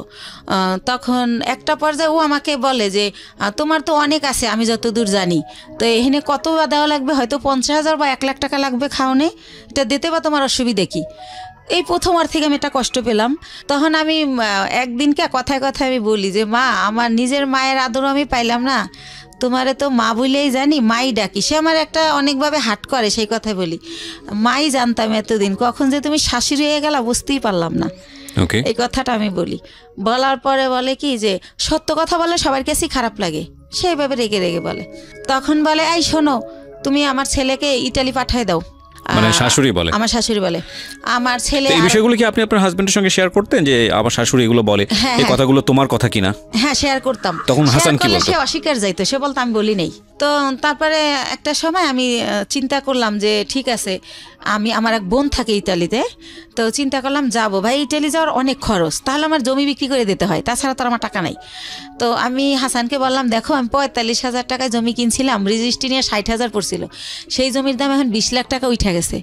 তো এই জমি যদি এখন আবার আমি বেশি, আমার বোন কিনবে, বাইরে বেচতে দিবে না, তা আমার হয়তো 10-12 লাখ বেচতে পারবো, তাহলে তো আমার সঞ্চয় শেষ। তারপর দেখা গেল আমি কোনো কারণে যেতে পারলাম না, তাহলে তো আমার কিছুই রইলো না। তার সাথে আমি এখানে ব্যবসা করি, ভালোই তো আছি, তো ইটালি যাওয়ার দরকার কি? তখন ও বলে হ্যাঁ ঠিক আছে তাই করি, যাওয়া লাগবে না, বাদ দাও, আর বিদেশ কি ভালো নাকি, বিদেশ অনেক কষ্ট, ও বলে। হ্যাঁ ও আমার সামনে এগুলো বলে, ওদিকে যাবার আর মায়েরে বলে যে ওরে বলো আমাকে ইতালি পাঠিয়ে দিতে। তো এটা আমি আর বুঝি না। তো একদিন আর মাই বললে ফেলে, আমি বলি যে তোমার ছেলে তো মা যেতে চায় না। তো বলে কে বলছে আমার ছেলে যেতে চায় না, তুমি আমার ছেলেরে বুঝাও, তখন আমার ছেলে কি তোমার উপরে যাবে, সেই জন্য তোমার সান্ত্বনা দেয়। তো এভাবে রূপ খুলতে থাকলো, তারপরও চলতেছিল মোটামুটি। ঈদের 2 দিন আগে হঠাৎ করে আমার শাশুড়ি আমাকে বলতেছে যে ঈদের কেনাকাটা কি শেষ করছো? তো এর মধ্যে একটা কথা ফেলে গেছি, যেহেতু ভাইয়া ডিসেম্বরে ফেলে যায়নি ঠিক, সবাই আমি দিলাম সব কিছু, ইভেন শীত দেশে মেহমান গেলে কই ঘুমাবে, সেজন্য আমি ইন্ডিয়া থেকে কম্বল আইনে দিলাম, ঠিক আছে, বড় বড় কম্বল, তো সব কিছুই তো দিলাম। তারপরে তারা আমার কিছু দিল না, তাইলে এখন ঈদে আমি তার সব ফ্যামিলিরে কেন দিব? আর আমার কাছে অত টাকাও নাই, যেটা সত্য কথা। তো তখন আমি এবার ঈদে তাদের জন্য কোনো কেনাকাটা করি না, এই একটা কারণ। আর শ্বশুর শাশুড়িকে শুধু দেব। কিন্তু 22 রোজায় আমার শাশুড়ি আমাকে ফোন দিয়ে অনর্থক কথা শোনায়, অনেক গালাগালি করে। তখন আমি বলি মা এভাবে কথা বলতেছো কেন? তারপরে ভাইয়া ঈদের দিন সে সকালবেলা মার কাছে গেল আমার বাসার থেকে, যাওয়ার পরে সন্ধ্যাবেলা ওর বাসায় গেল, যায় বলতেছে যে আমি একটা ছেলে, আমার জীবনটাই ব্যর্থা, সিএনজি চালাইতাম তাই ভালো ছিল, একটা ঈদ গেল আমি বাবা মারে কিছু দিতে পারলাম না, এবার বলতেছে। সংসারের খরচ থেকে ও দিত? না ও কই থেকে খরচ দিবে? ও জাস্ট একবার আমার সাথে ইন্ডিয়া গেছে, একবার আমার মালের সাথে ইন্ডিয়া গেছে, এই আমার কোনো টাকা দিত না। আচ্ছা, আমার খরচই চলতো, ও আমার এখানে থাকতো খাইতো সবকিছু। উল্টো আরো ওর মার ওষুধ লাগবে 2,000 টাকা পাঠাও। ওর মা আবার বললো কি তোমার শ্বশুর একটু পর চা খায়, আমি লাকড়ির চুলা জ্বালাইতে পারি না। তারপরে আমি সিলিন্ডার গ্যাস কিনতে বললাম যে মা কত টাকা লাগবে? বললো যে 5,000। তো আমি ঢাকা জিজ্ঞেস করে দেখলাম 3,000, কিন্তু শাশুড়ি বললো 5,000। তো আমি 5,000 টাকা পাঠাই দিলাম। এরকমের যখন যা চায় আমি দিচ্ছি, কিন্তু তার ছেলে করতেছে না, বাট আমি যা লাগতেছে সবই দিচ্ছি, কোনো করতেছি না, যেহেতু আমি বলছি যে গাড়ি চালাইও না, সেজন্য। তো এভাবে চলতেছে। তো ঈদের 2 দিন পরে হাসান আমাকে বলল শোনো তোমার একটা কথা বলি, তুমি যেহেতু 5 লাখ টাকা দিতেছো না, তাহলে যতদিন আমার এই চাকরিটা না হয় ততদিন আমি তোমার বাসায় আসতে পারবো না, এটা নিয়ে তুমি কোনো ঝামেলা করবা না। তা আমি বললাম বাসায় আসবা না, থাকবা কোথায়? কয় শাহনাজের বাসায়। আমি শাহনাজের বাসায় তো 2টা রুম, একটায় মায় থাকে, মুক্তা থাকে, আর একটা ওরা জামাইয়েরও থাকে, তুমি কোথায় থাকবা? কয় মার সাথেই থাকবো। তো এরপরে ভাইয়া কি হয়, রাতে থাকে না, আসে 1,000 টাকা 500 টাকা চায়, দেই আবার চলে যায়। ও ট্রেনিংয়ে যাইতে নাকি লাগে, লাঞ্চ করতে লাগে, ট্রেনিং করায়, কোথায় আগারগাঁও কোথায় সেটা বলে। তো আপনি সংসারের খরচ চাইতেন না? এটা তো দায়িত্ব, মানে সংসারটাকে ভরণ পোষণ করার। কার? তা আপনার হাজবেন্ডের।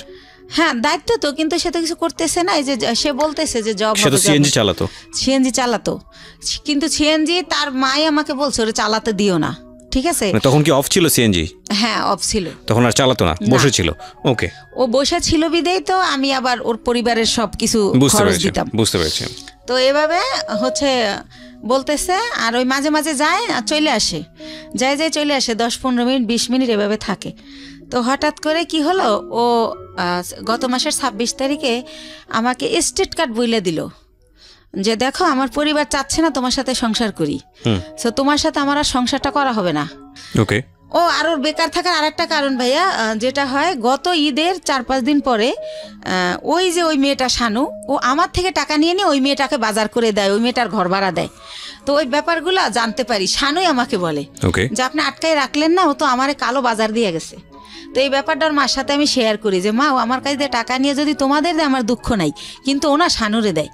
তখন বলে যে তুমি কালকে বাসায় এসো। তো ওনাদের বাসায় যাই, তখন ওর বাবা মা ওর মাথায় কোরআন শরীফ দেয়, কোরআন শরীফ মেইলা যে তুই কোরআন শরীফ শিয়া কয়া, শানুর বাসা আর কোনোদিন যাবি না। তখন ও এটা বলার পর আমরা বাসায় চলে আসি। আসার পর ও বলে কাজটা তুমি ঠিক করলা না, এই কথাটা তুমি যদি বাবা মাকে না বলতা তারা আমার এই কোরআন শরীফ নেওয়া হইতো না। তো আল্লাহর এমন হুকুম, ও কি করে, আমার ঈদের নতুন ড্রেস পরেই তার পরের দিনই সেই মেয়েটার বাসায় যায়। তখন ও ধরা খাই যায় যে ওখানে গেছে। তো যেদিন ধরা খায় তারপরে 2 দিন পরে ও দেখি যে প্যান্ট পরে না, দোকানে গেলে ও প্যান্ট পরে যেতে, এখন লুঙ্গি পরে যায়। তো কি হয়েছে, তো বলে যে আমার গোড়া উঠছে এরকম। পরে ভাই আস্তে আস্তে আল্লাহর কি জানি না আমি, ওইটা ওর হচ্ছে পুরা ইয়াটা একদম ঘা হয়ে যায়, পছন্দ হয়ে যায় একেবারে। তো পছন্দ হয়ে যায়, এখনো ছোট বাচ্চার মতো খাটে শুয়ে থাকে সোজা হইয়া, ওই একেবারে উলঙ্গ অবস্থায়, কাপড় পরতে পারে না। আর আমি সবসময় দরজা আটকায় রাখি, আমি বেরোইলেও আটকাই দেই, আবার ঢুকলেও আটকাই দেই, এইভাবে থাকে। তো এইভাবে ও 3 মাস ভোগে ভাইয়া। তো এইভাবে ওরা আমি কীভাবে ডাক্তারের কাছে নেব, তো আমি ছবি তুলে চর্ম বিশেষজ্ঞ, যৌন বিশেষজ্ঞরে দেখাই মেডিসিন নেই। তো যখন একটু ভালো হয় তারপর ওরা সরাসরি নিয়ে ডক্টর দেখাই। তো এইভাবে 3 মাস ভোগে তখন। তো ওই সময় আর বাপ মা আমাকে অজুহাত দেয় যে ওই মেয়েটার কাছে কোরআন নেওয়ার পরেও গেছে, এই জন্য আল্লাহ ওর এই পাপের শাস্তি এটা দিছে। তাই তুমি যদি ওরা গাড়ি চালাইতে না দাও, ও আর তাহলে আর ওই মেয়েটার কাছে যাওয়ার সুযোগ পাবে না, সবসময় তোমার সাথেই থাকবে, তাই তুমি আর গাড়ি চালান বন্ধ করে দাও। তো তারা এটা বলে। তো সব কিছু মিলেই ও বেকার থাকে, এই অসুস্থতার কারণে থাকতে হয়, এভাবে থাকে। তো যাই হোক, এখন যেটা মূল ঘটনায় আসতেছি, ও কি করলো, আমার এই 1.5 বছরের মধ্যে আমি এই ফার্স্ট ওই দিন ওরে অনেক কিছু বলে ফেলি। বলার পরে ও আমাকে ফোন দিয়ে যে লাউড দিয়েছে আমি সেটা জানি না, লাউড দিয়া বলে যে হ্যাঁ কি বলবো বলো। তারপর আমি ওর মা যে যা বলছে যে ইটালি পাঠানোর লেগে চাপ দিয়েছে এই সেই। তারপরে ও কি করলো, আসলো আপনার বাসায়? ও আর আসেই নাই, এই পর্যন্ত আর আসেই নাই। ও ওই দিনকা ওর মা যখন বলার পর ও আমাকে ফোনে অনেক খারাপ, ওর মা বোন শিখাই দিয়েছে, আর ও আমাকে বাজেভাবে গালি দেয়, অনেক গালি দেয়, আমার বাবা মা তুলে অনেক গালি দেয়, গালি টালি দিয়ে বলে যে আমি যাব না, তোরে আর রাখবো না, তুই যা পারিস করিস না। আমরা এই জিনিসগুলো পারিবারিক কোন্দল এগুলা নিয়ে কে কি বলেছে না বলেছে এত ইন ডিটেইলে যেতে চাই না। আমি ইন্টারাপ্ট করছি আপনাকে। সেটা হচ্ছে যে আপনি আমাকে বলেন যে আপনি ভদ্রলোককে বিয়ে করেছিলেন কত বছর হলো? এই তো 1 বছর 3 মাস। 1 বছর 3 মাস। 1 বছর 3 মাসের মধ্যে আপনার সংসারে কোনো খরপোশনি দেয়নি, উল্টো আপনি ওনাকে এস্টাবলিশ করার চেষ্টা করেছেন। ওকে, এখন লাস্ট পর্যায়ে কি দাঁড়িয়েছে? উনি কি আপনার সঙ্গে আছেন নাকি আপনারা সেপারেট হয়ে গেছেন? না, এই যে 28 তারিখ আমার লাস্ট কথা হয়েছে, এরপরে আর এই পর্যন্ত কোনো যোগাযোগ সে আমার সাথে করে নাই। তার মা তার সিম ভেঙে ফেলছে, এখন আমি তারে ফোনে পাই না।